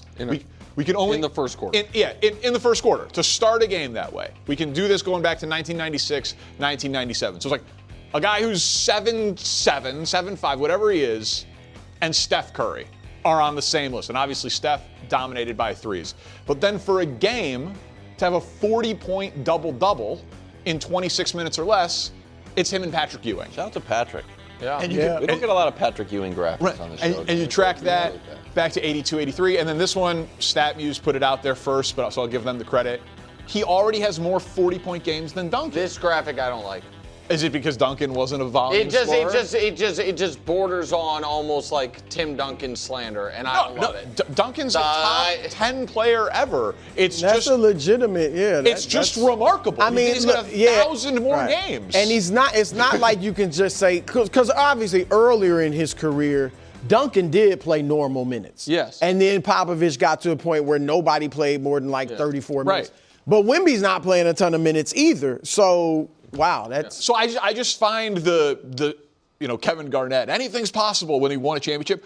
With this singular talent, what's so fun is that on any night, anything is possible. If you went to that game last night and you were disappointed because LeBron and Luka weren't playing, you saw like a singular thing that LeBron or Luka are not capable of doing in the form of Victor Wembanyama. And that, for a sport that's got a lot of issues right now, like I really just think should be celebrated for the night that it was and not necessarily anything beyond that. So I'm going to, go ahead. Yeah, I mean, I know you said you're not interested in the top 5. I know you are. It's I fine. am. I know, it's fine. So, like, I think Redick is right. Mm-hmm. And I think he's 5th, and that also speaks to me to the importance of their chance to win a championship right now, which I know you think they can, Brew. I think you think they can. I know you probably have the Cavs in 5 or something. Thunder over the Cavs. Thunder over Cavs. Because of what their record is, what their metrics are, their record against the Thunder this year in particular. And I think that is really important because the one of my biggest hesitations in the GOAT stuff, or what's the career going to be, is a real anxiousness of how many prime Wemby years do we get? Yeah. He could have the longest prime of any super tall guy in league history and still a shorter prime than most of the greatest players ever. You know what? Like there's never been a guy 7'3" or above that had a crazy, 10-year excellence run, depending on how tall you believe deep down Kareem was, but I don't think he was 7'3". Not 7'3". And so I do think that Joker, Shea, Giannis, and this is the one people will disagree with me on, Luka are right now, this moment, better than him. He and Luka are obviously drastically different players, but I do think he's already grew better than Ant, Steph, Cade, Tatum when he's healthy, whatever the rest is. So I don't think that's like a crazy hot take by JJ Redick. No, I agree. I think he's top 5. I would even put him ahead of Luka. I thought you would. Right now. Yeah, just because of the defense. I mean, Luka is fantastic at what he does, but this guy does it defensively as well. And I said earlier, Danny, like I said, they are a legitimate contender, could win the championship. And you look at their youth and you think there's no way. But Oklahoma City last year was young, and I thought that would hold them back. And then we usually a team has to have a few playoff, heartbreaks. Yeah. Even OKC had a playoff loss, to Dallas the year before. But the previous youngest team to ever win it before OKC, Portland in 1978. I know I won't be here too long. No. But they had not made the playoffs before winning it that year in 1978. They had Bill Walton, who was a great big man. And also, similar to Wemby in this regard, had never seen a player in the league like Walton. Like, there had never been, as far as his pass, yes. Well, remember, Wilt led the league in assists. Yeah, but I think Walton was a better passer. But I'm saying Walton was, in my opinion, the first ever Bill Walton. And there was nobody, and came into the league with. But it wasn't like this. No, I understand. But similar hype, by the way, because of who he was in college. Like, this is a franchise transformational guy, and he proved to be. Brew, I was like, I made a face not because you were going down memory lane, but because for as long as we've been doing the show, you have had these sort of 2 rules, I'll call them, on playoff success. And one is you have to go through the gauntlet a few times before you're ready. And 2, you just didn't like young people. You didn't. I felt that. So maybe it was the Thunder that broke you, but it feels like you are now open to anything. Yeah, a lot of it was the Thunder last year. And just looking at the league now with the way it's played, LeBron's talked about this, like the floor is so spread out that it favors younger, more energetic teams and depth. And they have both in San Antonio. So they could win the league. And Nick gets bothered by this. It bothers me because I'm obviously a big Jordan guy and I got LeBron second. The ceiling, if he's healthy, now he has to win and accomplish things. Here we go. He should be the GOAT if he stays. Like what he can do everything. Everything. Well, and again, putting him ahead of that is fast and I'm not so saying much, he is, obviously, but I'm just saying this was the take I made that potentially he can be the GOAT. And as I said it, people thought I was crazy. If he's just Hakeem Olajuwon, who is arguably a top 10 player, that is a bit of a disappointment. He's just such a singular talent. Listen, I would have thought coming into this year that it would have been impossible for them to just compete with the Thunder. Just forget the GOAT, forget top 10, just for the Spurs this year to compete with the Thunder, who overwhelmed the league as much as they did last year, and they've owned them. They've handled them thoroughly, and it's largely because of how singular this talent is. I want to say one other thing on this. I do think if he is at this point pretty universally regarded as a top 5 guy, I think he is the first guy to have that distinction universally regarded as top 5 guy before we have seen him play a single playoff game since LeBron. Since LeBron. LeBron in year 3, when he almost won MVP, that year everyone agreed he was top 5 guy. They might have been year 2, I don't know. But he made his first playoff appearance in year 3 like Wemby's trying to. There's none of these other guys, since then, from LeBron to now, so the last 23 years, got like stamped as, because I do think everybody agrees. Like Redick, that wasn't that hot of a take, so to speak. I think most people are like, well, he's the best defender in the league. He's averaging 25 a game now on good efficiency. The team's awesome. Like, that's a top 5 Redick was right on the money on it's more than the counting stats, particularly defensively. Because people might say, he's not blocking as many shots as he seemed to be last year. Guys are afraid to. Yeah. I mean, you see guys constantly going in and going right back out just because he's there, and they let him roam, which is smart.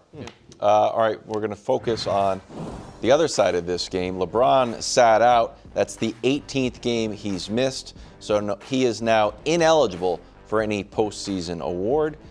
It's the 65-game threshold that we thought was a good idea at first, but now maybe we're changing our minds. Games missed this season. Joker can only miss 2 more, then he's out. Steph, Wemby, and Luka are all in danger of being disqualified for postseason awards. Danny, your take on this?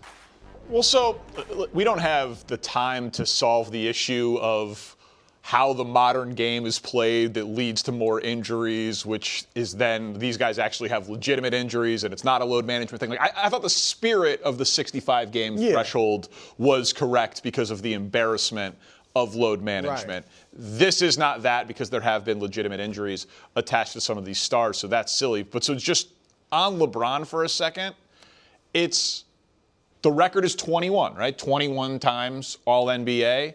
He also has the record for most first-team All-NBA with 13. Malone and Kobe are second with 11.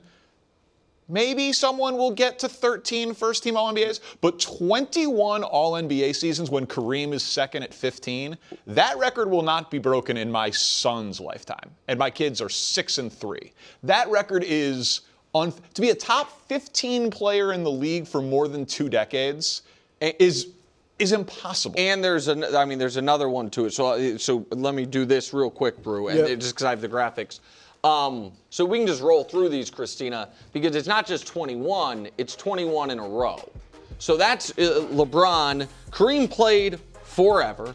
Kobe, played 20 years, but actually probably would have played longer if not for the injuries. Kobe wasn't 40, wasn't the age. But no, that is, the gap there is unbelievable. This next graphic is the other thing, to your point, 13, 11, 11.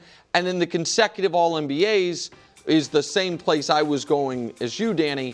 I think these are unbreakable records, particularly with what we know about modern basketball. And so there it is. That's the consecutive streak.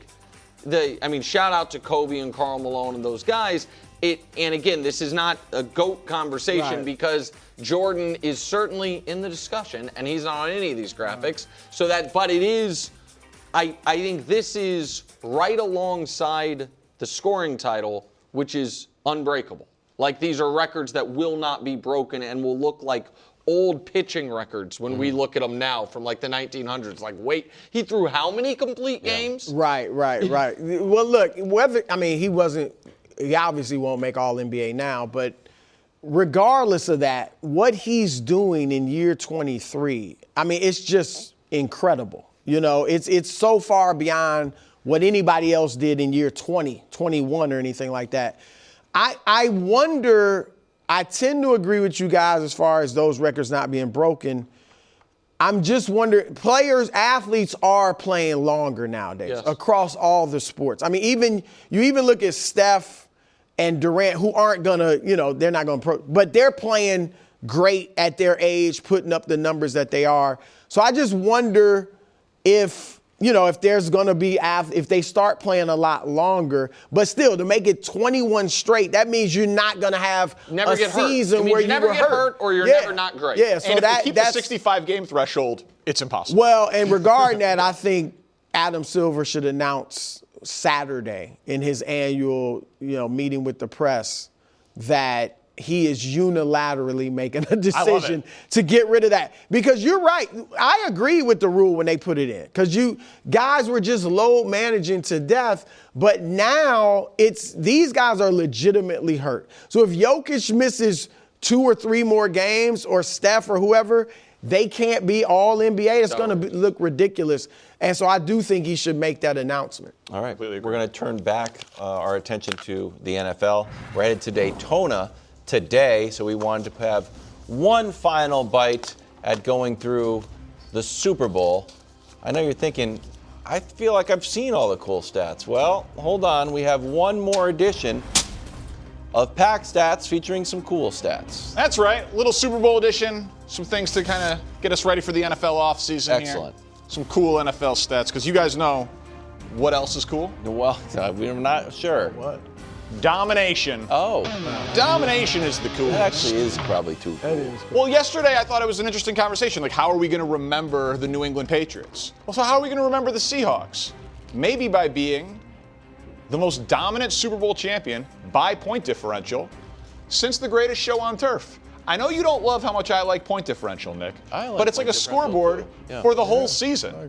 And I thought It that's had a what tough your win-loss schedule, record too. was. well, no, because if you blow teams out, it's like keeping score. It's like it's making one big game. Yeah, I like that. They had a tough schedule, too. They had tough schedule, Fourth, seventh. tough division. Obviously didn't play, again, they were the 1 seed. Since the greatest show on turf. Best point differential by a Super Bowl champion. Brew, I know Nick doesn't like it. Do you think it's cool? I think it's very cool. Thank you, Brew. Go ahead, Nick. Very impressive. It's not that I don't like it. Yeah, you don't like it. I just literally don't. And this is maybe an issue turns out I have with point differential, which I think can be instructive, but I think people pay a touch too much attention to it. I do not think there is a football fan alive who if they were asked the question, hey, who's the most dominant champion this century, at any point is going to say this Seahawks team. I like the stat because I didn't know it, and I think it's noteworthy, but I just don't think anybody feels that way, even with the recency bias of the game just happening. But I don't think at any one stat, even the ones that people claim that are, DVOA, EP, it's not that one stat makes them the most dominant team ever. It's just how dominant was this Seahawks season? It actually is more dominant than I think a lot of people have given it credit for. That one, I think they are, even today, 3 days removed from the Super Bowl, underrated to a degree. That part I totally agree with. I'm not saying they're the best Super Bowl champion, but that point differential, it's in their favor. You guys know what else is cool, though? I'm glad you asked. A little patience. Having patience. Patience is like that. Really cool. Patience is Thanks, Wild. Yeah. Well, we're going to talk a lot about Fernando Mendoza and Clint Kubiak and what they can do this year. So a rookie head coach, first-time head coach, and the number 1 overall pick at quarterback. Average number of wins, only 4.5. Only once in NFL history has a first-time head coach taken a quarterback number 1 overall and made the playoffs. And it was Chuck Pagano and Andrew Luck. That was a very unique situation because Peyton Manning got hurt. They had Reggie Wayne, they had Dwight Freeney, they had Robert Mathis, had T.Y. Hilton. It was Peyton Manning's team that just kind of lucked into luck, no pun intended. Most of the time it's like Kingsbury and Kyler, Ron Rivera and Cam Newton, and they struggle out of the gate. So people are going to talk about how good can the Raiders be. History says about 4.5 wins. What? So, okay. 5 wins? That's just in terms of got to have patience. Cannot judge this thing off 1 year because it's a first. Well, they underperformed last year. Yeah. A lot of people thought they were one of the best teams in the league. Nobody thought they were one of the best teams in the league. Playoff team. I thought they could make the playoffs by benefit of strength, their schedule, Geno, Pete Carroll. I was wrong. My God, nobody else has ever had a bad playoff pick. Also, let me, not to infringe on your territory, but you know what you did there that I think is cool, Danny? What's that? How generous you were. That's the nicest thing that's happened to T.Y. Hilton in years. That you're like, they had Marvin Harrison, Robert Mathis, Dwight Freeney, and T.Y. Hilton. He had a good season that year. I was going back to the Hall of Famers. I'm just saying, like, that was Reggie Wayne. Yeah, Reggie Wayne. Danny, pop quick. How old is Mendoza? 23? 2? I thought he was 23. I thought he was 23. I think he's 23. I think he's like, I think he's like slightly older, up there. slightly you're saying- younger than Drake Drake May. May. Yeah. Oh, he's 22. Okay, that's not as old as I thought. I just wonder if like I took a shot. NIL, there was like the pandemic years, we started to see guys it's not a coming Bo into Nix the league situation. older. Can they, like Bo Nix, can you pop? He's like, actually, I've got a lot of quarterbacking underneath my belt. I think that's a reasonable question, but I think But this is as much a rookie coach stat, right? I thought that was the kind like Kubiak we think he's good, but it's a roll of the dice. Mendoza, we think he's good, it's a roll of the dice. When you put those two things together, and not on a team that picked 7th, that has true. on Max a team Crosby wants out. the worst team in the league, it's going to take. I'm hearing a while. final cool stat. Well, then it's only appropriate. You guys know what else is cool? What? Tell us. Sam Munson. Let's talk a little Justin Herbert. Oh, sweet. Sam Munson. You said Super Bowl stats. Post Super Bowl. That is the quarterback rating, gentlemen, of Tua and Jimmy G in their first year being coached by Mike McDaniel. We would all agree, even if you think that I'm a little too invested in Justin Herbert, we would all agree that Justin Herbert's better than Jimmy G and Tua, right? Imagine what Mike McDaniel did with those guys. You give him the talent of agree Justin with Herbert. that one. You agree with it? That's a of cool course. stat. It's an empirically factual statement. Nick is so mad. It's emanating off. I just think it is. I want what's best for you always. Thank you. And I think totally hitching your wagon, forget to Justin Herbert, but to Mike McDaniel, you're running out of guys who in 11 and a half months you're going to have to blame for the inevitable face plant.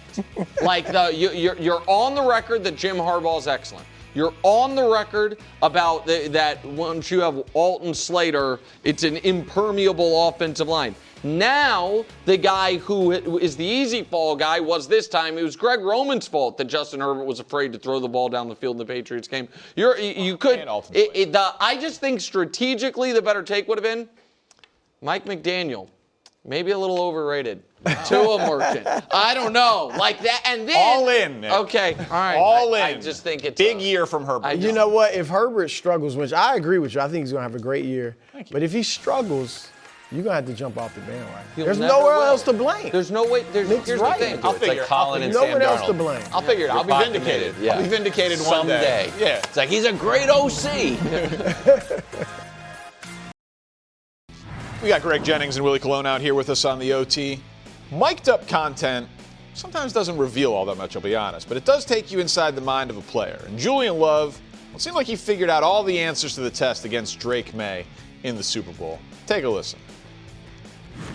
Classic young quarterback. I know. As soon as that back foot hits, Deep on is this. as soon as the back foot hits, he's going to where he wants, but he's pausing for a second to confirm that he's open. He's not blindly doing like Stafford. There's like a little hitch there. Okay. You can jump that. I love this stuff whenever it actually reveals something interesting, which is not terribly often. You know, it's a lot of like, come on guys, we can do it. Like it's a lot of that stuff.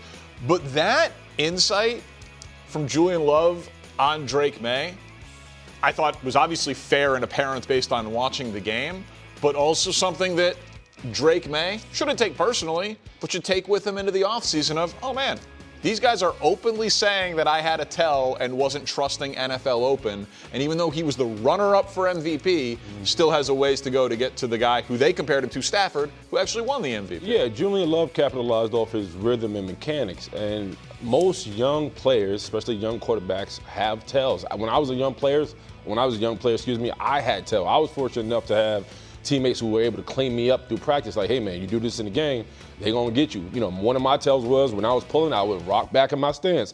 That's how they knew I was pulling. When I wanted to kick out of my stance, I would narrow my stance. But I had veteran guys that say, hey man, you do these things, people will expose you. Nevertheless, man, I went back against Pats versus Texans. The same thing Julian Love was talking about, Maye did in that game. I even went back week 17 against the Jets where he threw those 5 touchdowns. You see the same thing in the game. So these are things that's consistent to what Julian Love was exposing. And now if you're Maye, you have to go into offseason, like you're saying, and clean these things up. But I also think some of those mechanic woes, if you will, I think that was the fact that he was dealing with an offensive line that was protecting him too. We saw those things become unhinged. We started playing these elite defenses, and they started speeding him up, and then he was throwing the football away and having these turnovers. So I know all these things he's going to have to clean up nevertheless, but, man, it was great eye by Julian Love.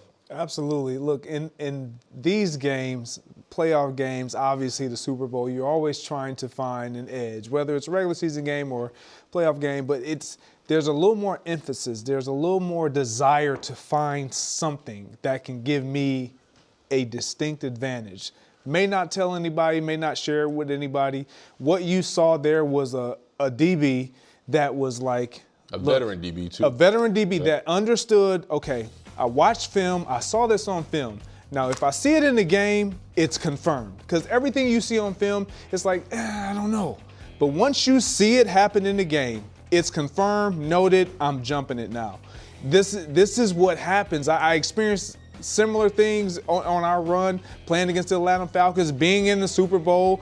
Your guys, I knew Troy Polamalu, he's going to jump the seam. He's going to jump it. I automatically knew. I'm on mic'd up as well, telling my coaches, look, run the corner route. It doesn't matter who you put there, run the corner route. He's going to jump the seam.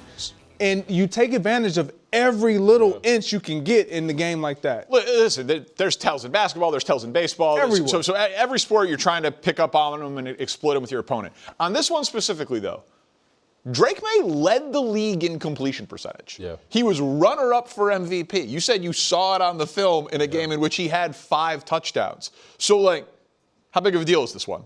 You know, I'm not saying he can't improve on it and shouldn't work on it, but he was able to be the runner-up for MVP with this pause, with this tell. Well, the problem is one guy has now told the rest of the league this is what he does. So you think this is the first time someone discovered that in Drake Maye? I think when you have 2 weeks to prepare for a guy, you're able to see his tells, and that's one of the things. I also want to. You also have to recognize that when you put on the tape, most DBs, what they get confused with or what they have trouble with is when a quarterback moves them with their eyes. You see Drake Maye, especially with his footwork, back foot down, hesitate, he needs to see it and throw it. That's going to have to change. When you talk about elite quarterbacks, they're able to move the secondary with their eyes, and they do other things with their footwork, and then they're able to deliver the football. Those little nuances, he's going to have to clean up. But once again, this is year 2 for Drake Maye. He's 23 years old. 23 years old. Yeah, so. and to Drake Maye's credit, like, he didn't do this throughout the entire season. Because I watched a lot of Drake Maye film as well. And as a receiver, you know when a quarterback is trying to wait until you get open. A lot of his throws, a lot of what we saw, his MVP type of run or runner-up, like, he was throwing guys open as well. But to your point, once you start facing elite defenses, it starts to feel a little different. All right, so obviously one of the stories of the Super Bowl was that these two teams before the year, no one expected them to be there. They entered the year at 60-1, or in some places longer odds, to win the Super Bowl. They obviously defied the odds. We love picking winners around here. You know, check my record, 65% last year, beat Nick, including the playoffs. This year's not a big deal. I wasn't gonna mention it, but somebody had to, you know? So here are the full odds for next year. It's not fun to pick a favorite. When we get on official predictions week next year, you can pick a favorite if you want. But let's make the line of demarcation, you know, the Chiefs, like 15-1, the top 12 teams or so. So I need a long shot, longer than 15-1, to reach next year's Super Bowl. Willie, throwing to you first. What do you got? 15-1. Longer than 15-1. Any shot out of the board? Does Jacksonville count? Yeah. So that's what I'm going with. I'm going with the Jacksonville Jaguars. I think Liam Cohen has done a hell of a job really helping Trevor Lawrence elevate himself. The culture's obviously where the guys want to be, and they play for him. I think right now, next year's going to be tough because they play 6 playoff teams, right? They play the AFC East and they play the NFC West. The AFC East is going to be easy. Obviously, you got to worry about the Bills and obviously the Pats now. I think moving forward is can they survive free agency because they're going to possibly lose Craig Newsome and Devin Lloyd, who are key factors on their defense. If they can keep both of those guys in-house, that's going to be huge. And they possibly could lose Etienne. If that happens, who knows? But I think right now, the way they finished the season, obviously they lost to the Buffalo Bills. It was heartbreaking, but they have momentum because I think Trevor Lawrence is different. The culture is different. They seem like a more legit threat than the people are going to give them credit for. What they were able to do, turning around Trevor Lawrence and Travis Etienne with Liam Cohen get there, their offense was absolutely insane the last 8 weeks of the season. So, all right, 14th best odds. That's a decent long shot. That's interesting. You going longer on the board here? I think I'm hovering around the same area in the same division. Oh, don't say Texans. The Texans. Oh. Absolutely. Like, and Wilds kind of alluded to this when we were doing tiers earlier. Like, it just gives the feeling of this is Seattle's. Like, their defense is they've always had the defense in play. Year one of DeMeco Ryan, and obviously, and you get CJ Stroud. You follow that up by acquiring other defensive guys because you felt like, man, we got the quarterback now, and he just hasn't been what they expected or anticipated him to be. So if he can find any resemblance of being that guy that we saw in year one or better, this team has a shot. They've clearly already had a shot this year. So they clearly have a shot, and I thought they were the best defense in the NFL. And I understand the argument, like, why can't CJ Stroud get to the level of Matt Stafford? Maybe he can. Not necessarily Matt Stafford, Or, but Sam Darnold. I meant Sam Darnold. Yeah. Certainly not Matt Stafford. Sam Darnold. CJ Stroud has not been impressive in the NFL. He has not. Like his rookie year was impressive because he didn't throw a lot of interceptions and he only had 21 touchdowns. And that is the best he's been. Since his rookie year, he has been a below average NFL player. That is not Sam Darnold. Sam Darnold was over 4,000 yards last year. Absolutely. Sam Darnold won 14 games last year. Like CJ Stroud is a ways away from even being Sam Darnold, much less better than Sam Darnold. We'll see. All right. I'm sorry, I got a little mad because people want to be CJ Stroud a top guy. You asked us to give us a long shot. No, that's true. I apologize. And then you guys can get mad at me here because I'm totally biased and I'm saying it's the Bears. Gosh. Everybody saw that coming. Shocker, guys. But, all right, I'm sorry. You went with a 20-1 team. You went with 22-1. At least I'm not 25-1. The Bears can legitimately be the best offensive team in football next year. They have the weapons. They return their entire offensive line. And all of the key guys on their offense, outside of DJ Moore, and we'll see what happens with him, they're all young. They're all 23 or younger. So like Colston Loveland, Caleb Williams, Kyle Monungai, Luther Burden, like all of those guys' best football is very clearly in front of them. And so they're going to make significant investments in the defensive side of the ball this offseason, in the front seven. That's okay. So they're going to. Like, what they are. If Max Crosby gets traded, the Bears are going to be. We're talking investments being made into teams, then I would pick a team on there in the same division, the Minnesota Vikings, because I believe that they're going to make an investment at the quarterback position, and they're already geared to go. Well, by the way, they're going to pick somebody over JJ? Yes. Well, then. Not that you gamble, but that's what I'm talking about. Because when the Bears trade for Max Crosby, they're not going to be 27-1. Exactly. So if you think the Vikings, I don't know. So who do you think they're going to get at quarterback? For instance, Malik Willis. Okay, well if you think they get Malik Willis, betting them at 60-1 right now. Like if you think Malik Willis makes them as better than the Bears and they become a 25-1 team, that's a really good bet. So yeah, I am incorporating into this what I think is going to happen this offseason. Who will be back? Who will be added? But it's nice that the Seahawks and the Patriots, they gave us all some hope. You know what I mean? They gave the Steelers, teams like that, they gave the Vikings. Hope for my Steelers. You're still losing the wild card round. Like, it gives the whole rest of the league hope. For sure. Unless you're like, I don't know, Cardinals fan or something. They got no hope for next year. Speaking of one of those teams, Shedeur Sanders and the Browns coming up on the OT. Back here on the OT. So Myles Garrett sat down with Micah Parsons on his podcast, and they spoke about the quarterback situation in Cleveland. And there's a lot of names and a lot of questions and not a lot of answers. Here's Myles Garrett on the situation. That's what we're looking at as a guy. We're going to give him a shot to prove that he's a guy. So we're not going to give anyone that title until they go out there and earn it. And he was the last person to be on the field, and he showed some flashes. So we're going to give him an opportunity to show what he can really do. So, Willie, they've got the 6th pick in the draft. They got Dylan Gabriel. They have Deshaun Watson. But the last player to play quarterback was Shedeur, who Myles Garrett says, so he basically gets first look. Should the Browns players want it to be Shedeur as QB1? I would. If I'm Todd Monken, Shedeur Sanders is not my number one. As far as Deshaun Watson, looks like his legal troubles are behind him. He seems like he's healthy, ready to go. I would make him earn it because I want to see if he still got that dog in his stomach to start and be a productive quarterback in this league. Dylan Gabriel, I would tell him, like, hey, man, you want it, go beat him. And, we used to have an old saying in Pittsburgh, you got one bone, 3 dogs, who wants to eat? And I will make this a healthy competition. Nevertheless, man, Todd Monken's scheme favors somebody who's a quick processor who can grow within the system. I think they have that in Shedeur. He did have that one bright game against the Tennessee Titans. I know you hate that game because it was the Tennessee Titans. But he threw 364 yards and had 3 touchdowns, and he's progressed through his start. So, nevertheless, I like Shedeur being QB1. Okay. So should the Browns players want him at QB1? Of course. Based on what they have right now on their roster, absolutely. Should he just be outright the guy?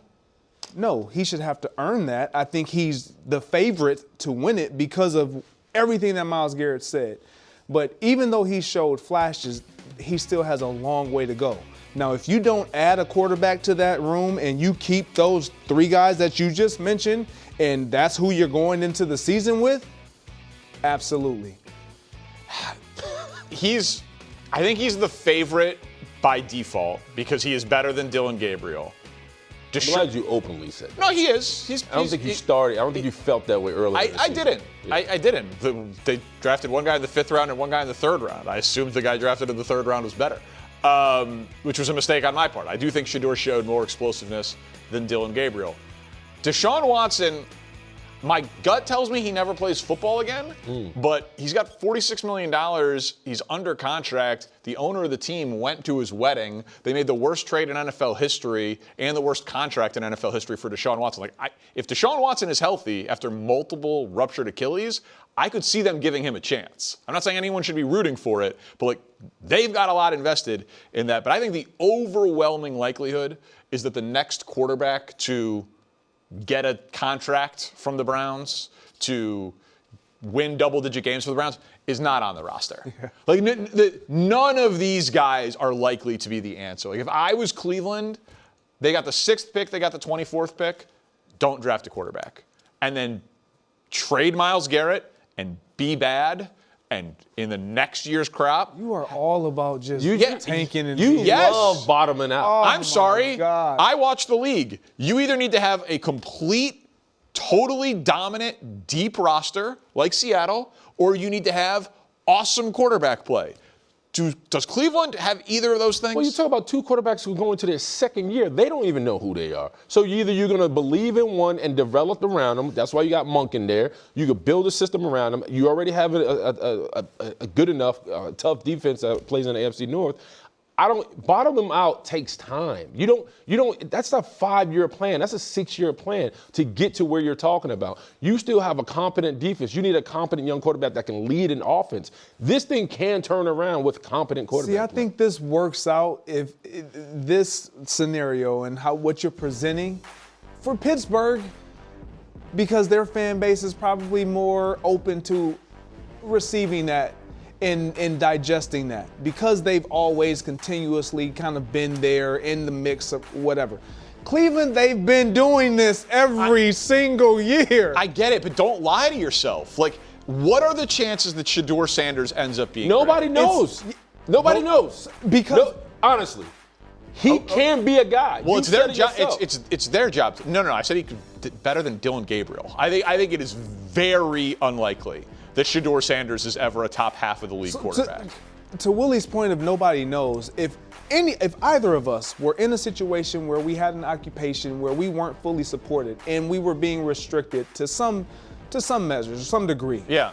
And you felt that, you went out there and you tried to do you couldn't truly show the fullness of who you were until you found somebody that was completely in your corner, or at least willing to say, hey, show me everything that you can do. We're gonna give you all of this assistance. We're gonna pour everything into you. Just give us all that you got. You have to be worthy of that investment, though. Like, you have to individually be talented enough for that to be there. And when you spend a draft pick on the guy and he starts to play for your team, he's worthy of the investment. And this is why you have quarterback competitions, because now you want to see who's the hungriest dog. And you tell Shedeur, your biggest coup was like, well, you didn't believe in me. You had me sit behind. All those excuses are out the gate right now. Now it's about you showing up for work and proving that you're worthy of the position.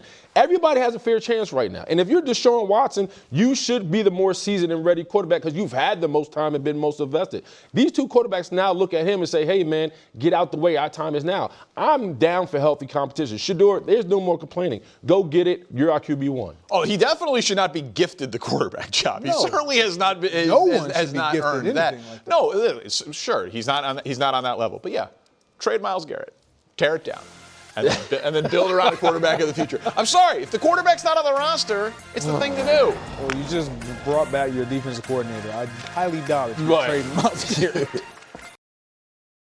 Time now for first things last. So I have a confession to make. Last Saturday, the day before the Super Bowl, I wasn't watching Jazz Magic. I know. Do I even love ball? But thanks to the magical powers of the internet, I was alerted to something truly humiliating for the NBA. Josh Robbins, a beat reporter for the Wizards, tweeted, "Add this to the tanking files. The Jazz led the Magic 94-87 going into the fourth quarter tonight. Lauri Markkanen and Jaren Jackson Jr. had already combined for 49 points, but they were held out the entire fourth. Utah lost the game 120-117. It's true. It's not a one-off. It's gross. And unfortunately, at least for the Jazz, because they lose their pick to Oklahoma City if it falls outside the top 8, it's smart. There are anti-tanking rules on the books, but they are meaningless. The league fines the Mavericks a whopping $750K for egregious tanking in 2023, but they didn't take away their draft pick. So ultimately, for a team valued at north of $5 billion, who cares? The Jazz haven't played Jaren Jackson Jr. a single minute in the fourth quarter since he arrived in Utah at the deadline. The Jazz strategy seems to be play Jackson and Markkanen early to allow them to gain chemistry, then play backups in the fourth quarter in the hopes of losing games. Here's their head coach, Will Hardy, being asked if he considered putting his best players back into the game the next time out. How close were you to putting Jaren and Lauri back in the game? I wasn't. All right, then. Now, I like Will Hardy. We talked to him for our basketball book, Pipeline to the Pros, available now. But this spits in the face of competition. And given that the lottery odds have been flattened, it's not even a huge mathematical advantage anymore. And it's not just the Jazz. Remember, it was a Wizards reporter who pointed this out, the same Wizards who traded for Trae Young and Anthony Davis, and they say they'll play this year at some point, but I wouldn't hold my breath.